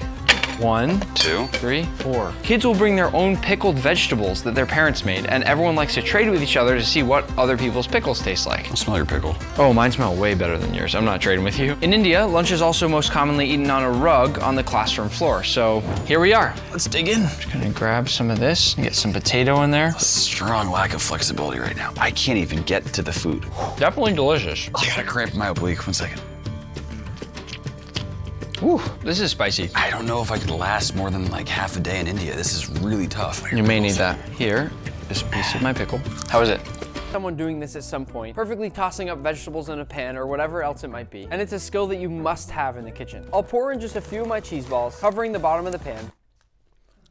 I love cheese balls. And then it's all about confidence and flicking your wrist. You can definitely start slower, but the goal is to flip the cheese balls over onto themselves each time. With the idea being that if you had something in here that was being cooked, you'd constantly be hitting all sides of it. You can also practice with 2 hands if you'd like, especially since some pans can be quite heavy, but try getting that motion down with something that's cheap and inexpensive like cheese balls. Then once you've gotten experience, you can work your way on up to nicer ingredients. And then all we're left with is introducing the heat. To everyone watching this, you gotta know how to make a good soup and a good salad. You don't, you really better get it together because it's a life skill that's even easier than tying your shoes or counting to 10. It's 3 p.m. I'm sending you some kick-ass vibes. Get going! I want to talk about soup and salad together because they're both very simple, which means there's no excuses when it comes to making them delicious. The way I think about them both is balance, and that's a key word in thinking about food as a whole. You need to think about temperatures, textures, flavors, salt, sweetness, acid, seasonality. There are just so many factors that come into play when you think about food, and especially in something as basic as a soup or a salad, you have to make sure you're using all of those to make the best dish that you can. To start with our salad, it's always good to know how to make a simple vinaigrette, and typically that's about 3 parts oil. Here I'm using olive oil to 1 part vinegar. I'm using red wine vinegar. That means if you have 3 tablespoons of oil, you'll have 1 tablespoon of vinegar. After that, I'll add a pinch of salt, a light drizzle of honey, and just a pinch of pepper. Then, whether you're doing this in a mortar and pestle like me, or in a blender, you want to keep mixing until it's emulsified, meaning it looks like one consistent mixture. Like I said, we're going for a bunch of different textures and flavors, so I'll start with some simple romaine lettuce, which is nice and light and crispy, a great base for my salad. I even like to think of factors such as color when cooking. If I want peppers in my salad, it's going to be much more appetizing if I have a variety of colors in it. And again, you want to have the same mindset for soup. Even adding something like a little swirl of cream to the top will add not only flavor, but also a nice inviting color on the top of the soup you're about to enjoy. I think we can all agree that this doesn't look quite as good as this. To assemble our salad, I'll add in some of those greens, then toss in some of those peppers, a nice sprinkle of toasted pine nuts, a nice grating of Parmesan cheese. This, by the way, will give us some nice salt, a nice drizzle of our dressing. Manny, you want to taste? Yeah, sure.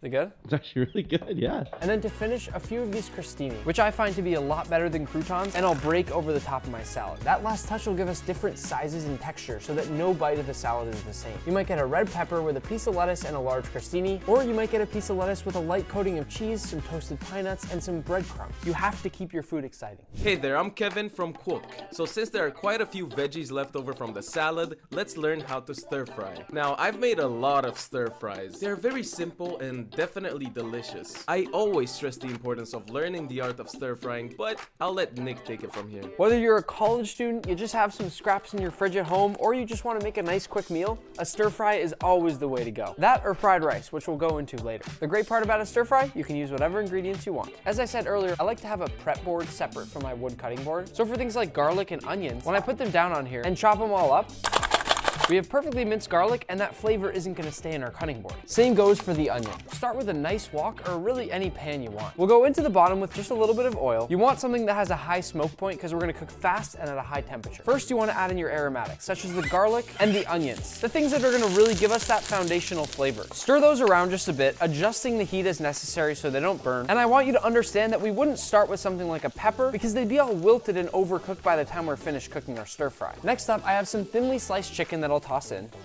But you can use anything you want here, whether it's chicken, steak, shrimp, or even a vegetarian stir fry. As I cook here, I'm also adjusting the heat up and down as I go because I don't want the garlic and onion to burn. Just like we had to do with the brown butter, you need to focus. Always be on the lookout for that ingredient that could burn first and just adjust the heat to prevent that from happening. At this point, my chicken is cooked through, so I'm gonna add in some of my peppers from that last lesson, and I'll stir this up just a little bit. As you can see, I'm still using that flicking technique. Once those peppers are lightly softened, although I like to keep mine nice and crunchy, I'll add in a little bit of rice wine vinegar. That is gonna give us the acidity to balance out this dish, as well as a nice splash of soy sauce. That's gonna give us flavor and also the salt that we desperately need. Notice we haven't added any salt until just now. Use these liquids to scrape off all those delicious bits on the bottom of your pan, which are also gonna have tons and tons of flavor. And to finish things off, I'm gonna make what's called a cornstarch slurry. I'm just gonna add a bit of cornstarch to some water, and when it's nice and consistent, I'll drop that right into my stir fry. That cornstarch will thicken up all the liquid in our stir fry and give us a nice, beautiful glaze. It essentially brings your sauce together. Transfer that right away into a bowl and just take note of that beautiful glaze that we got from the cornstarch and soy sauce and vinegar at the end. This took me no more than just a couple minutes, and I guarantee you, watching this right now, could easily go home and make this. Anytime, anywhere. Oh, 5 o'clock. Time for our next lesson. I'm gonna let Gordon introduce this one. Now, to be a true master chef, you have to be able to take a stunning bird like this and break it down into all its delicious parts. After Gordon taught us this, which as you can see I was pretty excited about, I've actually done it several times with a blindfold on. But today I'm gonna guide you through it a bit slower, without a blindfold. Don't try to learn with a blindfold on. Learning how to break down a whole chicken is really important. I'm not saying you have to do it every day, but it'll teach you where all the individual parts of the chicken come from, and you can apply this to many other parts of cooking. To begin, pat your chicken dry. You don't want liquids flying out everywhere as you butcher it. Lay it down on your cutting board, breast side up, and it may look confusing right now, but after we get through a few cuts, you'll start to understand it right away. You're gonna make an incision just to the stains and the odor. So now we use like a dry cloth. For kind of this board, we have oil and board cream. This is only with a wood cutting board. You have to oil it. It won't dry or won't crack or anything like that. Looks brand new. It does. And we're done. Wow. Back to action again. But Nick, don't throw the knife into the cutting board again, so. No.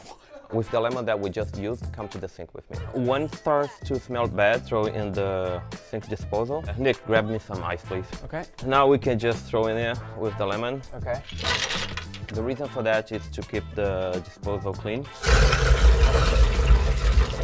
And that's just a quick and easy way to make sure that your dish disposal smells good and is clean again. So next up, let's say we have a pan that's pretty dirty. If I move these onions away, they have these big dark black spots. How do I get rid of those? First thing we could do is to add a little water. So letting it soak is actually a legitimate cleaning tactic, huh? It is. Come with me. Back to the sink. After that, just rinse. Just make sure you get, the nice stainless steel cleaner to help make your work easier. And then with your sponge, you just scrub and you have your brand new frying pan again. So for cast iron pan, a lot of people have no idea how to clean that. For that, we usually use salt, a little bit of water, and then dish soap. And then we just scrub with a harsh sponge, then just give like a quick rinse. Now that you have your cast iron clean, you just make sure it's completely dry. What happens if it's not dry?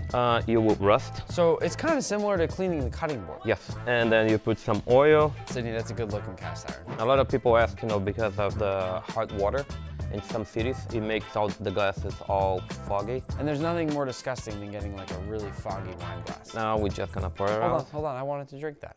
Oh, Nick, it's 1 a.m., so just pour that. So now we're gonna rinse that. We're gonna use the white vinegar. Now we're gonna use like a microfiber cloth. And then with hot water, you just rinse, make sure you won't smell vinegar. And then you have no foggy wine glass. Sydney, thank you for helping us with the cleaning hacks. Can you stick around if we make eggs Benedict? Yes, definitely. Oh, dude, it's pouring rain out here. Eggs Benedict is so delicious, and there's nothing more sexy than a runny yolk either. So for the eggs Benedict, just like we did earlier, I'm gonna go ahead and add a little bit of vinegar into some boiling water. Then I'll begin stirring around the water to create a vortex, and then go ahead and lower in one of my eggs. Continue stirring gently to keep that vortex, and since I'm making 2 portions here, I can go ahead and add in another egg. To test these, all you have to do is pull them out and poke those yolks. You should be able to tell how cooked through it is, and this is perfect already. Now for my English muffins, into a pan with a hunk of butter, because you can't put in all the effort of making something like eggs Benedict and then serve it on cold, untoasted English muffins. Once our butter gets nice and foamy, I'll toss in my English muffins face down, and you'll notice that as I press each one down, I press it over a big section that has butter and then move it over to its own area. That way the whole thing's gonna get toasted and we're not leaving any part behind. Once the English muffins become lightly toasted, just like this, toss them onto a plate. I like to use smoked salmon as the base. And to finish, we'll place down our eggs, one for me and one for Sydney. And then of course our hollandaise sauce, and then finish them both off with a few chopped chives. Before we make Sydney eat his though, I wanna make sure they're perfect. Oh, try it.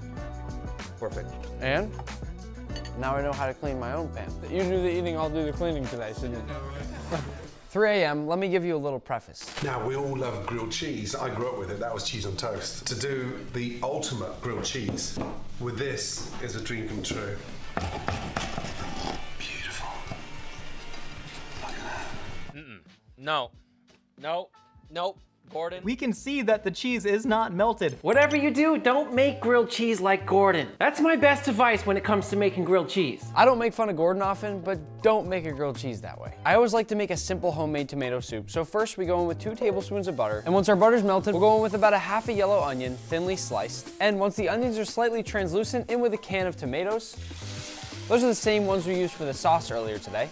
Or yesterday. And about 3/4 cup of our chicken stock, which we've been letting go all night. That looks unbelievable. Right here is the power of just making something and letting it do all the work for you. The smell coming off this chicken stock is unbelievable. Then I'll salt to taste and leave this uncovered about 15 to 20 minutes while we make our grilled cheese. For our grilled cheese, I'm gonna go ahead and add some mayonnaise to the outer sides of each slice of bread. We're using some nice sourdough. And then go ahead and paint that all across. This right here is called a pastry brush, and it's a super helpful tool in the kitchen. It might seem weird to put mayonnaise on something like bread, but it makes things super buttery and creamy since mayonnaise is just made of egg yolks and oil. Now we'll go into a pan with about 2 tablespoons of butter and get that melted down. Then we go bread into our pan, mayonnaise side down. That combo of mayonnaise and butter is unbelievable. Then I'll go down with 2 slices of Munster, which is a really good melty cheese, great for grilled cheese, and right in between a bunch of cheddar. I'll carefully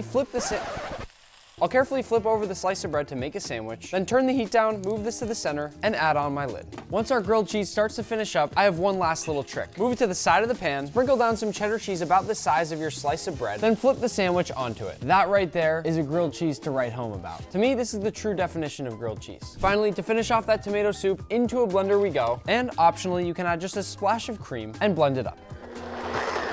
Into our bowl goes our soup. Oh my gosh. And like I said, the perfect grilled cheese and tomato soup. But one more time, before we eat it, take a look at that grilled cheese. Nice little dip. I think you can probably practically taste this through the screen. I feel like we should just end the video here. Hey, Brandon the editor here. Nick let me order some buttermilk fried chicken for lunch today. Yeah, I know, it looks fantastic. I'll let you in on a little secret. You can make it even better at home, all by yourself. One of my favorite things out there, fried chicken. We'll start with a few chicken drums. Some of those are from the chicken we butchered earlier. Then toss in a few chicken thighs, also some from the chicken we butchered earlier. And I'll then cover these in equal parts buttermilk and equal parts pickle juice. That's cold. That's not part of the video. If you've ever heard of buttermilk fried chicken, that's what it means. They're brining the chicken in buttermilk, which is this milky and acidic liquid that's gonna give the chicken some flavor, but also break the proteins down in the chicken and make it softer and more tender. And the pickle juice is a nice twist I like to do that gives a little bit of extra flavor. And we're gonna brine this for about half an hour. What time is it? It's like 4:03. When you fry, you typically have a wet batter and a dry batter. First, you'll put whatever you're frying in the wet batter, which usually has a flour base, and all that flour can stick to the wet batter. Then you toss it in oil, and it fries and gets that crispy golden brown outside that we all know and love. For our dry batter, 1 cup all-purpose flour, a half cup of potato starch, which is one of my secret ingredients that I talk about in my cookbook for giving extra crispy fried things, 2 tablespoons of cornstarch, a tablespoon of baking powder, 2 tablespoons smoked paprika, a half a tablespoon cayenne pepper, a tablespoon of black pepper, 2 teaspoons of white pepper, 2 teaspoons of garlic powder, 2 teaspoons onion powder, 2 teaspoons dried oregano, and a little pinch of salt. Now whisk it all up. Now here's a fantastic little trick. If you've ever been to Popeyes and had their really crispy fried chicken, this is how they do it. Simply take a few spoonfuls of that wet batter and place it into the dry batter mixture. After a few spoonfuls, start stirring it up and watch it get a little bit clumpy. And finally, to dredge, we simply take our chicken, shake off that excess liquid, and drop it right in the dry batter. Press that chicken down into the dry batter, then flip it over and continue pressing it in there, making sure to coat every nook and cranny. Sometimes I'll even squeeze my chicken a few times to really press the batter in there. And once it begins to look somewhat shaggy like this, your chicken's all set. My oil temp is currently about 375 Fahrenheit, which I want sitting above what we want it to eventually rest at, which is 325, because when I put that cold chicken in there, the temperature's gonna drop. Whenever you're frying like this, make sure not to fill your pot too far up, and then gently lower in your chicken. The goal is perfect crispy fried chicken. Once that chicken reaches an internal temp of 165 Fahrenheit, it's ready to rest. The reason I'm placing it here on a wire resting rack is so that as they cool down, the steam can escape all around the chicken. Whereas if you put it down on a flat surface, the steam is gonna collect under it and make the bottom really soggy. That right there is a perfect piece of fried chicken. By adding some of that wet batter in there, that's how we got all these nice crispy bits that are jumping all off the piece of chicken. The only thing left to do is to taste it. That right there should show you how juicy this chicken really is. Delicious. All right, it's almost 5 a.m. Time for another cameraman swap. See you later. Thank you. Il prossimo pasto che cuciniamo a shrimp scampi, which literally translates to shrimp.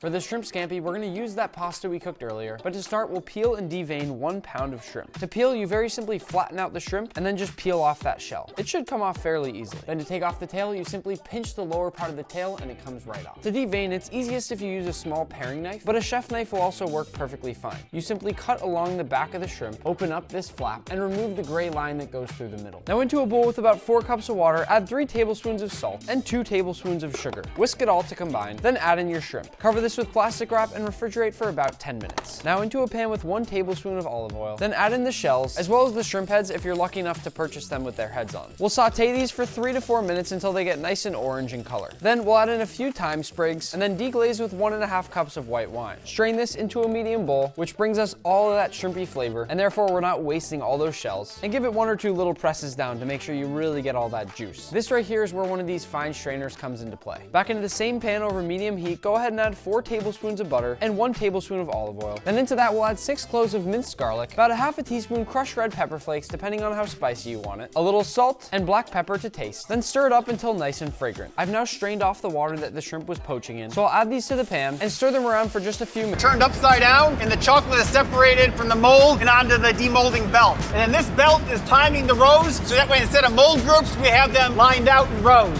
So how many bars do you make every day? So across all the lines here at West Church Street, we make about 9 million bars a day. That's more than enough to make a world record. We gotta quality check these too. Take that one. Oh. Each one of those little blocks is a pip, so we're taking a look at it, making sure that they're all there and they all say Hershey. This looks even more perfect than the Kisses. It's shimmering in the light here. I'm looking up close on this thing. I don't think I see anything wrong at all. It passed the shiny test, but let's see if it passes the crack test. You ready? 3, 2, 1. Oh yeah, I think these are winners. All marks in the good temper and a good bar. We saw the bars downstairs, and then they get lifted up here by this conveyor belt system, and then they're going down this line. Right, here into the in feed. So these lasers are hard at work, because every time they see an empty gap between the bars, they speed up the other conveyor belt to catch them up to the bars ahead of them. That's right. That's amazing. So after the lasers get them all together, we then have the turning belt. The turning belts are turning the bars, so that way they're end to end as opposed to side to feed into the wrapper. More lasers. They're controlling speed.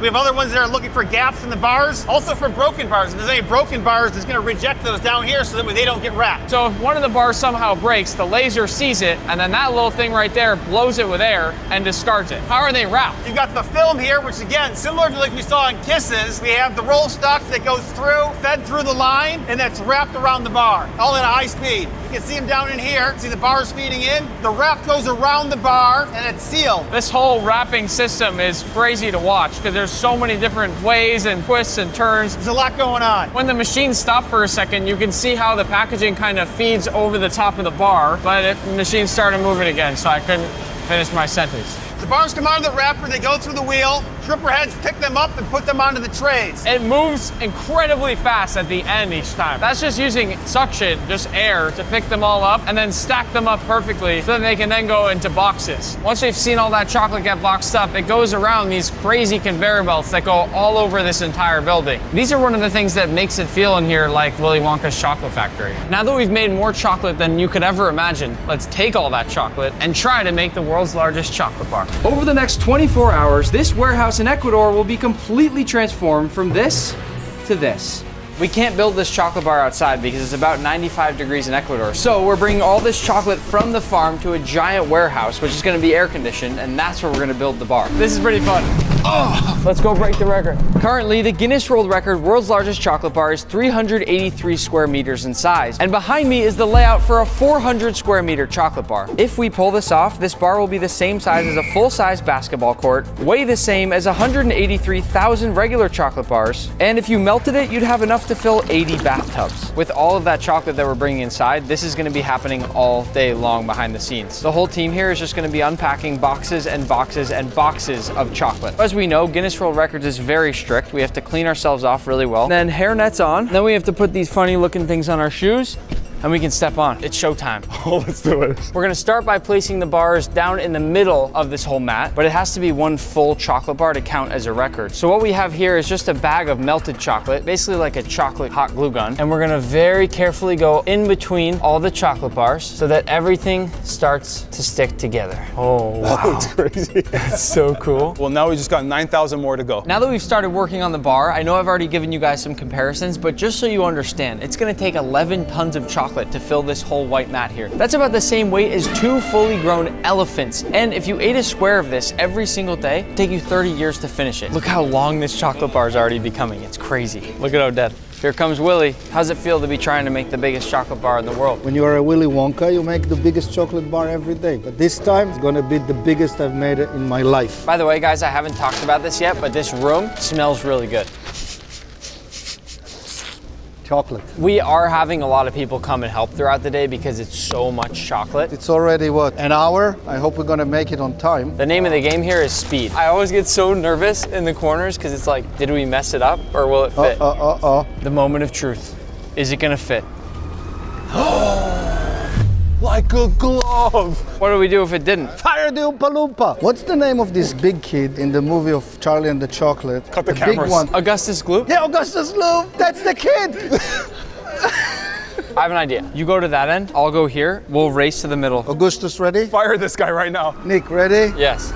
Go. It's gotta be perfect still, Pat. Mine's gonna be more perfect than yours. The key to winning this race is to stay cool, calm, and collected. Usually in life, I like to stress, and then it all works out. I think I'm gonna go over to Pat's side before he even gets like a quarter of the way down. I'm almost there. Pat, I'm so far past the middle already. And the thing is also about doing it nice, not just pouring chocolate all over like a crazy man. You need to start it from the beginning. Look at that, Nick. Yeah, He's that's out of it. the race. Disqualified. Yeah, out that's of the it. race. Everyone's yelling at me today. So right now, my Oompa and I are lining up all the chocolates so that we can have it ready for them to pipe in that warm chocolate and glue it all together. Oh. Dennis, have you seen any violations today? Things are going very well right now. What if anybody ate any of the chocolate? You can't eat the chocolate right here. I'm taking another room. Have you eaten any chocolate? No. You're lying. The risk factor for me is very low. Oh. Did you get that on camera? Nick, what happened? The lights went off. One thing we're dealing with during this record is once in a while right now in Ecuador, they're having an issue with the energy grid. And so the lights just shut off sometimes. It should come back on with the generator. The most important part though is the air conditioning because it's 95 degrees outside and it could melt this chocolate. This is bad. It's been 5 minutes now. They're using flashlights over there right now to keep working on the chocolate bar. I think that's the generator. That sounds good. That sounds good. Oh, it just went off again. This is really not good. Now been 18 minutes with no power. Starting to freak out, guys. It went from bad to worse. We need power. It'd be crazy if it went on like right now. No. Well, at this point, guys, it's been over 30 minutes with no power. So we're gonna get back to work in the dark because otherwise this is never gonna get finished. I'll tell you what worries me. Yeah, what's that? No power, no AC. Yeah. If this starts to melt, it's over. It's not only over, it's like, what are we gonna do with all this mess here? It's gonna go all over the place. It reminds you what happened in the movie. You know, you were there. I already feel that the chocolate is getting a little softer. Willy Wonka, what do we do here? Honestly, there's no solutions, not in my chocolate Bible. So we just got a bad update from the health inspector. The temperature's 75 right now. If it gets above 80, the chocolate's gonna start to melt. And if we get to 80 degrees, video's done. No record. Dude, it's actually getting very hot in here. Oh!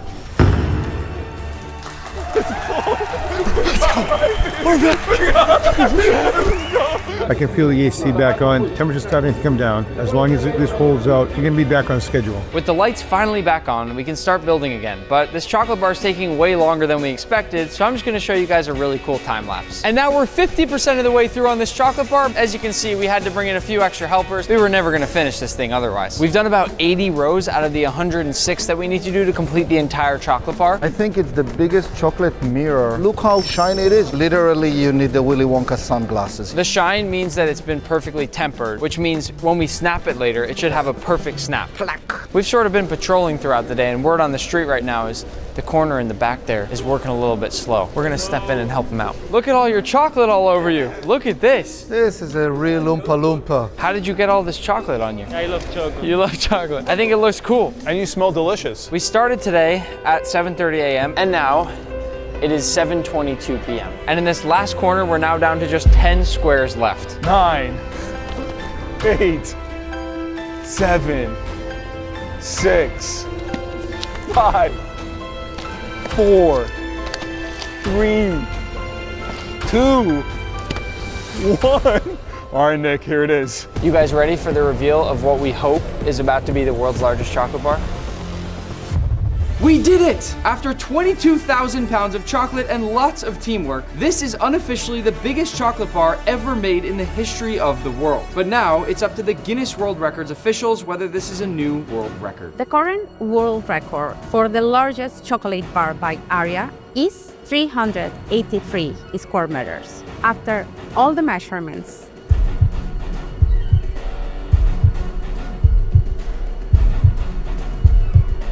you have achieved a new Guinness World Records title. Yes! None of this chocolate will go to waste. We're gonna break this whole chocolate bar up and give it to kids all across Ecuador.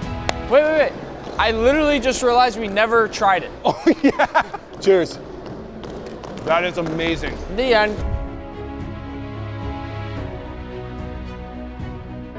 Looking like this to something like this. You can smell their They smell a little fermentation. bit. Yeah, like a little bit like yeasty sourdough bread. Exactly.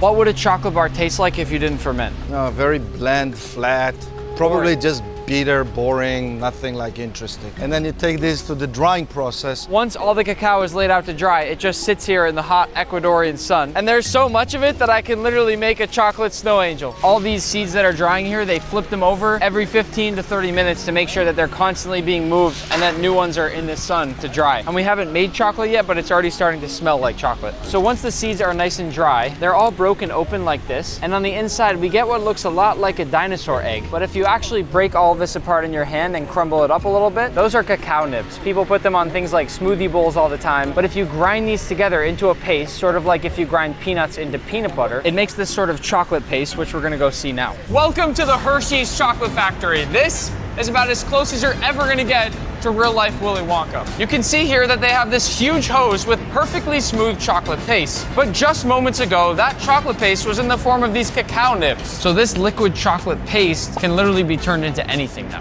Correct. Right? It's like eating a liquid chocolate bar. It is like eating a How liquid could you chocolate not bar. like it? Now that we're in the Hershey's Chocolate Factory, I have two goals today. First, I want to see how Hershey's Kisses are made, because I've seen some cool videos online and it looks awesome. And second, we need to make some chocolate bars. So now we're in the room where the Hershey's Kisses are made. In front of us is this giant, crazy machine that's pumping out Hershey's Kisses. 24 hours a day. There's some debate as to why historically they've been called Kisses. So Milton Hershey developed the Kisses in the early 1900s. Story goes that because of the product kissing the belt, that's how the name was created. I mean, seeing this right now, that would be my guess. And you make 70 million of these every single day. 70 million kisses a day. After the depositors, now we go through the cooling tunnel, where we cool the kisses so they're solid. Look how long this tunnel goes down. I can hardly even see the end of it. There's a continuous belt that the kisses ride on, going through cooling, so that way the kisses harden. You can see a small break right here in the tunnel. This is where our operators can do their quality checks. They take kisses offline, check to make sure that the shape is correct, and they also weigh them off to make sure that they are the correct weight. And so that's a laser that's checking every single Hershey's Kiss to make sure that it's the perfect little shape. I love how they're all kind of taking a little jump right there too. Now finally the exit here. And now they're cool. Right, they're ready for packaging now. Kisses come here onto the belt. They go through a system of laning that gets them ready to go into the individual wrappers. Look at that. What a cool view. I wonder how many Hershey's Kisses I've eaten in my life. Like a good chunk of this assembly line. As you see here, we've got the further separation or chicaning of the kisses so that they can go into the infeeds of the wrapper. When they're just coming off the line, they look so perfect. That's the goal. So you see the shape of the kiss, the way that it has that little bit of a bevel on the bottom, and it comes up to a point at the top. The nice thing is most of the time they end up looking like this when you get it in the package. Sometimes you put it in your pocket, it melts, you ruin your pants. So now that we've inspected all the Hershey's Kisses, they're good to keep moving. From here, they'll start to get diverted to either side to go to one of these wrapping machines. So as the belt empties out here, this arm comes out to pull more kisses into the infeed. Just tons of Hershey's Kisses, and they're all doing the same thing. Everything is mesmerizing. I appreciate Hershey's Kisses so much more right now. From here, from this infeed belt, the kisses then are single filed through this chicaning system here, so that way they can go individually into the wrapper to have the flag and foil applied and then wrapped. So as the kisses come out of the conveyor, they go down this chute and onto then a conveyor belt. We have that spiral in there, so that way we're handling the kisses as delicately as possible, so that they look as pristine to the consumer as they do when they came off the line. So they all get sorted by that big machine, and then they come here here to get individually weighed and measured out. The kisses are coming through. We got a vibratory conveyor to feed them in, and then each of these individual buckets has weigh hopper scales to know how much kisses are in it. The computer system inside the bagger then drops the right combination of scales to make the target weight for whatever bag size we're running. After all the kisses are sorted out, now we have to package them into bags, and this roll right here is where it all starts. So the kisses have been weighed out to the perfect amount, and then they drop through here and go straight into these bags, which then go onto this conveyor belt right here. Now that conveyor belt will take them to our case packer. The bags come down the conveyor, and the robotic arm then is placing them into the case into the right configuration based on the item that we're running. After the cases are filled, they come through, they go through a vibrator to shake out the bags inside the case to make sure that they fill in properly. The robotic head now is going to go over and it's going to pick up cases, and it's going to put them on in the right orientation that it needs for the load that it's building. And this is a finished bag. I can open it? You can open it here, yep. Oh, it even smells fresh. You can smell the chocolate. And they look good. It passes the inspection for me again. This is the start of the chocolate bar process. We're running extra large bars today on this line. And obviously we need extra large chocolate bars to try to break the world record later, so this makes a lot of sense. So the molds come through here, they're tempered to the right temperature before they go into the depositor. And then the depositor is dropping the right amount of chocolate into each of those cavities of the mold. After the chocolate is put into the mold, we've got to get the chocolate into the whole full cavity of the mold. So through this cabinet, the molds go side to side, and through vibration, the molds get shaken and the chocolate distributes throughout the whole mold. So we're trying to get air bubbles out and fill up the whole cavity. So the candy comes out of the shaker cabinet and then it goes into our cooler. This is me for scale. It's a big fridge. And you can totally see now that they're already cooled off. You know when you've been at home and you have an ice tray that you're trying to get the ice out of, and you kind of bend the ice tray on either side to push the ice out? That's what's happening right here with all these chocolate bars. This machine is basically doing exactly that. So after the mold twisters, the candy goes through the demolding cabinet where the molds are. I like to pretty much paint the entire inside of this thing, and that way you're pretty well covered. It's a whole lot better to just cover everything than have that worst case scenario of something not sticking and getting messed up when you roll it all together. Once we painted it all, let's roll the whole thing up, still keeping everything as tight as we possibly can. Then, once we get to that last part, we'll take our knife and make a nice clean cut across. Now, we just want to pinch everything together and make sure that it's really well solidified here. At this point, this is going to be the bottom of our Wellington, but we still want it all well secured. And the same thing goes for the corners here, which we'll pinch together and then wrap somewhat like a dumpling. If you want to, you can even take a little square off the ends and go like that. It actually looks kind of cute. Now I'll do the same pinching process on the other side of my Wellington, and perhaps put that same little cap on the end here to make it look nice and uniform. Then we can place it on our baking sheet. Here, I just want to lift up quickly and place it down fast so that nothing breaks. Again, we want to work quick here. Now at this point, to get that nice golden brown shine, we want to paint the entire Wellington with egg wash again. This is going to give it that beautiful golden brown color that we're all looking for. So you really want to make sure you paint every last part of it if possible. This is where you get that true beauty on your Wellington. And I know I've mentioned this before, but I actually happen to really enjoy painting this kind of thing. I don't know what it is, but as someone who cooks all the time, it's quite nice to just whip out a paintbrush and start using that instead of your hands or a spoon. If you have an extra sheet of puff pastry and happen to weirdly have one of these lattice rollers, which I only have for making some dessert I made a while back, you can put a really nice pattern on top of your Wellington. We'll start just above the very edge of it, and while holding the back, go all the way down my sheet here. Then, with my knife, I'll trim all the way down this puff pastry, going gently down both sides here. This will leave me with a beautiful lattice pattern that I can place over the top of my Wellington. I'll bring the tray back into frame here, and now once we've spaced it out and have that perfect lattice pattern, we'll lay this perfectly over our Wellington, pressing it lightly and tucking it around to make sure we get that perfect pattern all the way across. Once it's fully tucked in, we'll take a small knife and trim everything to make sure that it fits right. Again, this is definitely not a necessary step, but we've come this far that why not make it perfect? Once we've fully tucked in our whole Wellington, we're gonna hit the whole thing once again with a little bit more of that egg wash, making sure this is all pressed down and secured, and also making sure that all that lattice pattern also gets the golden brown color. And then there's only one more thing to do before it goes in the oven. Can you guess what it is? I'll give you just a quick second here while I paint it to think about it. If you haven't figured it out already, just think seasoning. That's right, just a teeny bit of salt right over the top of the Wellington here, maybe hitting the sides as well to make sure that everything is covered in just a last little bit of salt. And then we bake it. I can't tell you how excited I am to say those words. Wow, we're taking flaky salt to the next level with this stuff. At this point, I'm gonna put this in a 415-degree Fahrenheit oven, and honestly, I can't really give you a strict time here. You've worked all this time on it, so after about maybe 8 minutes or so, start watching really carefully to pull it out when it's nice and golden brown. Guess I'll see you in a few minutes. So let's dive in. Too much pressure. I need a sharp knife. Cannot mess this up. And now. Oh God. And now. We have all waited for this moment, I know. So let's just do it. Come through that beautiful crust. Look at that golden brown perfection. Come right through that warm, delicious tenderloin beef. Cut down. And like I said, we're looking for a nice rare here. Let's just open it up.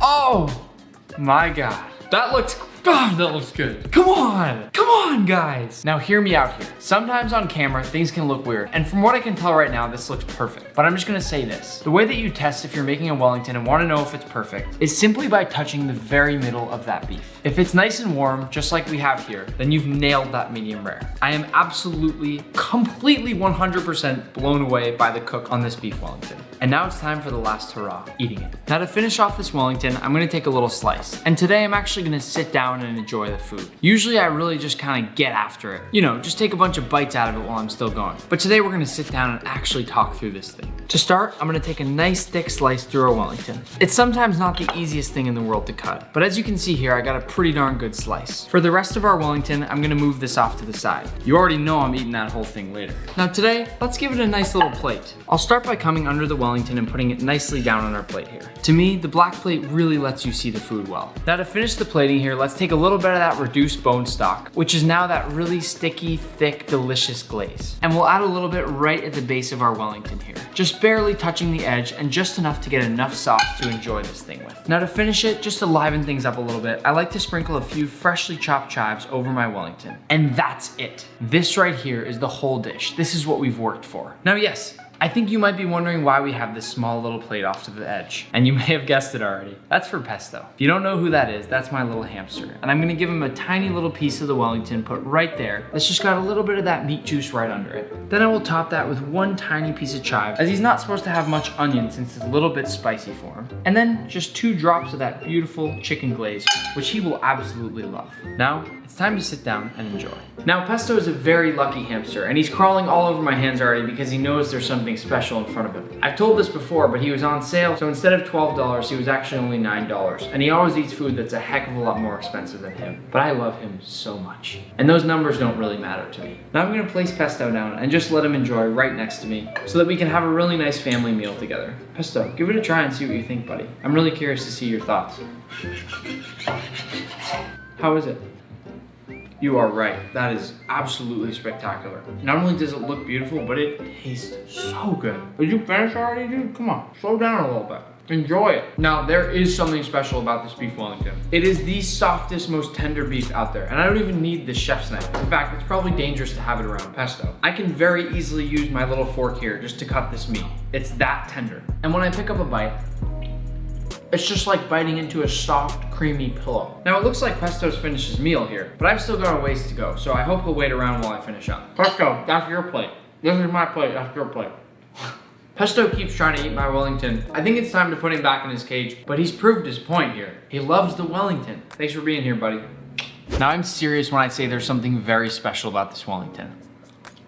It starts from that really incredibly soft and tender tenderloin on the inside there. That's why they call it tenderloin after all. But then you bite into those creamy mushrooms, that beautiful blend with the slight hint of that red wine that's in there, and it is so, so good. It's so, so soft. After that, of course, you're immediately hit with that crispy, buttery, delicious puff pastry. Think of biting into a croissant and then into a piece of filet mignon. And that's what you're getting with the Wellington. But that doesn't even begin to describe all the flavors in here. Of course, we have salt and pepper, but it's so much more than that. That sauce is what really brings it together. Save up your bones, save up all those veggie scraps, save up your Parmesan cheese rinds, I'm telling you. Then once in a while, you toss it all in a big pot, cover the whole thing with water, maybe toss in a few bay leaves and a nice sprinkle of salt, and just let that cook. The further you reduce that, the more flavor will be there. And I'm telling you right now that it makes any stock from the market taste like, I feel so bad for the neighbors when I do stuff like that because they can see right in the windows and it just must be terrible for them. Now I'm gonna take one last little bite here. But I really want to say that this video has been an absolute pleasure to make. I really hope you all love this because a beef Wellington isn't the easiest thing out there, but what I'm trying to show you is that you can do it. Seriously, if you watched this video, you know how to make a beef Wellington now. And again, you don't have to make it all from scratch, so don't worry about that stuff. Here's the worst thing that happens. You pull it out of the oven, and maybe it's a little underdone. Press those babies back together and just shove it back in the oven for a few more minutes. That's fine. There's ways to get around all the user error that can come with making something like this, but I'm telling you, you can do it. Now, Thank you for watching the video. This was such a fun one. Don't forget to hit that subscribe button and the notifications bell because you don't want to miss any of the videos that are coming up. I was on the phone not long ago trying to get a 75-pound full wheel of Parmesan cheese here. Just wait till we roll that through the door. Now, this Wellington is still hot as can be, and I know I have some good heat tolerance, but I can't yet hold this with my bare hands. But all I wanted to say is thanks for watching, happy cooking, and I'll see you next time.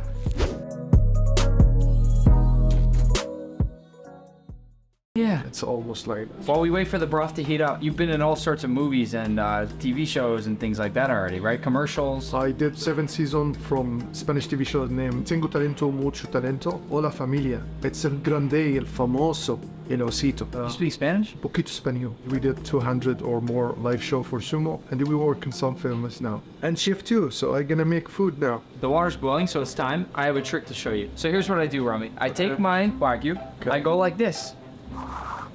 Ooh, pretty cool, right? And then I just put it in and I just sort of, you know.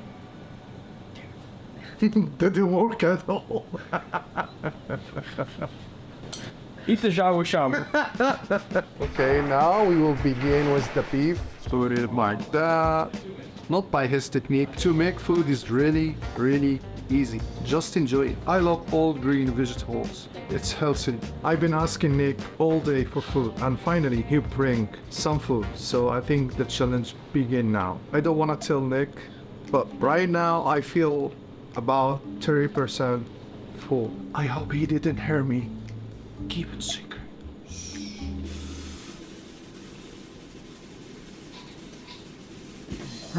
You know what? Nick can cook. So good. Oh.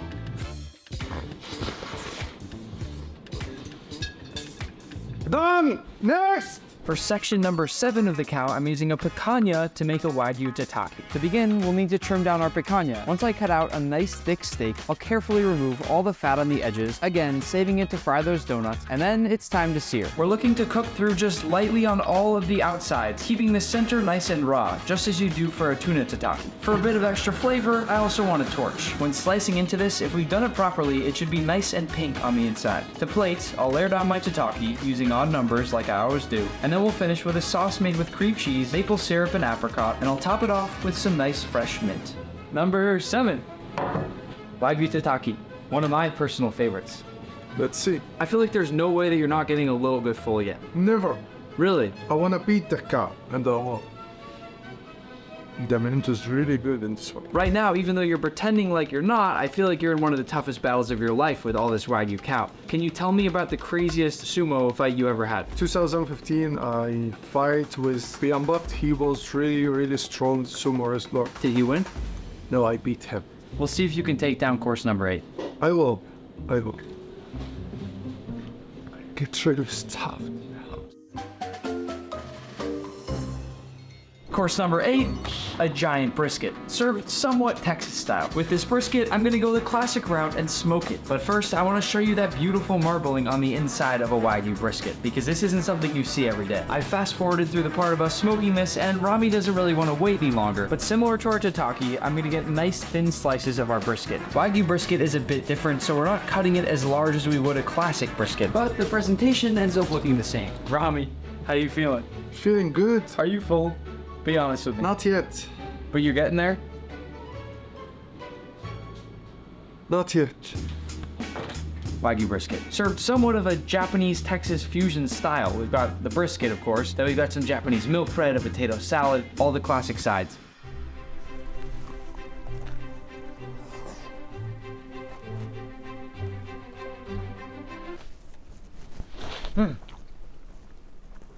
Fight! While you're finishing this one, I heard you like to cook. What are your 3 favorite things to cook? Number 1, beef. Number 2, Egyptian food. Number 3, seafood. Ah, I like those choices. I'll let you finish. Okay. Can you help? Help me, it's just some beef. I think I'm gonna lose today. But I'll keep going. Just for you guys.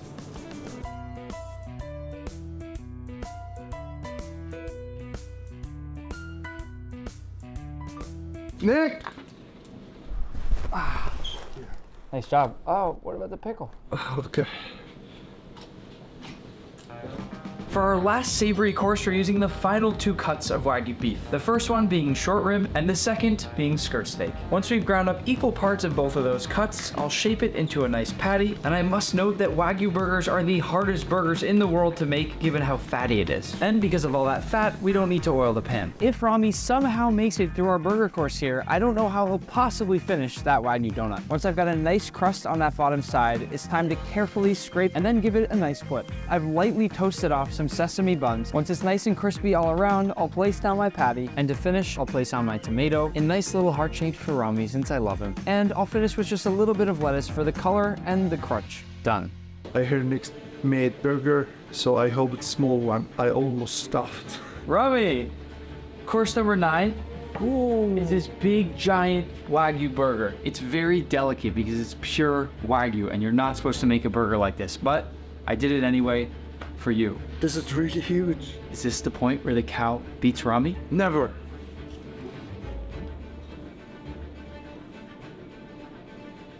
Wow. Do you see what is going on here? The juice. Ugh. I need to go make dessert because for course number 10, I need to fry off some donuts. And I don't want to make you wait. To be honest, I'm 95% full. Actually, 100% stuffed. But I need to keep going. Wish me luck.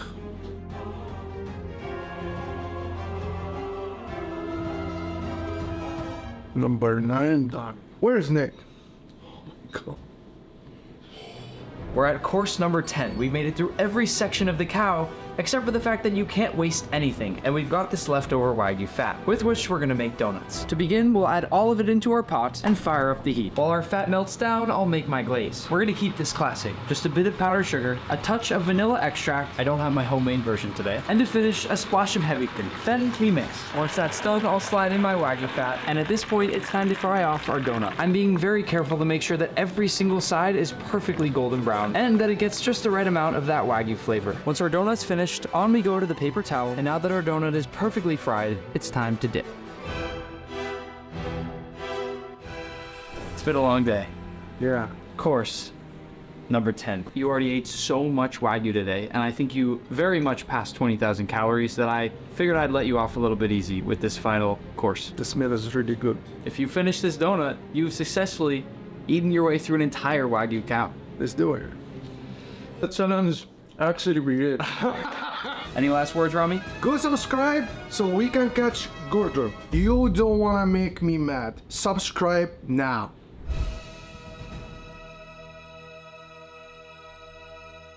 Instant yeast. Whisking as I pour it in. To this, I'll also add 1 tablespoon of granulated sugar. Yeast, water, and sugar is the start of most dough recipes. And this process is what's gonna allow the yeast to activate and wake up. We'll let this sit for 5 minutes to let the yeast bloom. And at this point, we're gonna add in 2 tablespoons of olive oil, 1 teaspoon of salt, and then begin folding this into our 3½ cups of all-purpose flour. Mix until the dough becomes nice and shaggy, and then with lightly floured hands, go ahead and begin kneading it in the bowl, trying to really push all the dough together as you fold it over itself. Once it's in a ball, lightly flour your work surface and then place it down over the flour, and then begin kneading by folding the part further from you towards your body and then pushing down with the ball of your hand, this part right here. Then simply continue this motion, pressing the dough into itself using your weight from above. You should really make sure you nail down a good technique for kneading, because otherwise, depending on how long you're supposed to be kneading for, it can actually get quite tiring. You may need to flour the board again as needed, although the goal is to have the dough just sticky enough that it makes it easy to knead without sticking to the cutting board. Once the dough looks nice and smooth, you can test whether it's ready to rise by gently pressing in a finger and seeing if it lightly bounces back at you. If that happens, you're ready to go. Lightly grease your bowl with just a touch of oil, then add in your dough and make sure to turn it around on all sides to gently coat. Unlike me, it's time for this dough to get a little bit of rest. I hope you sleep well, buddy.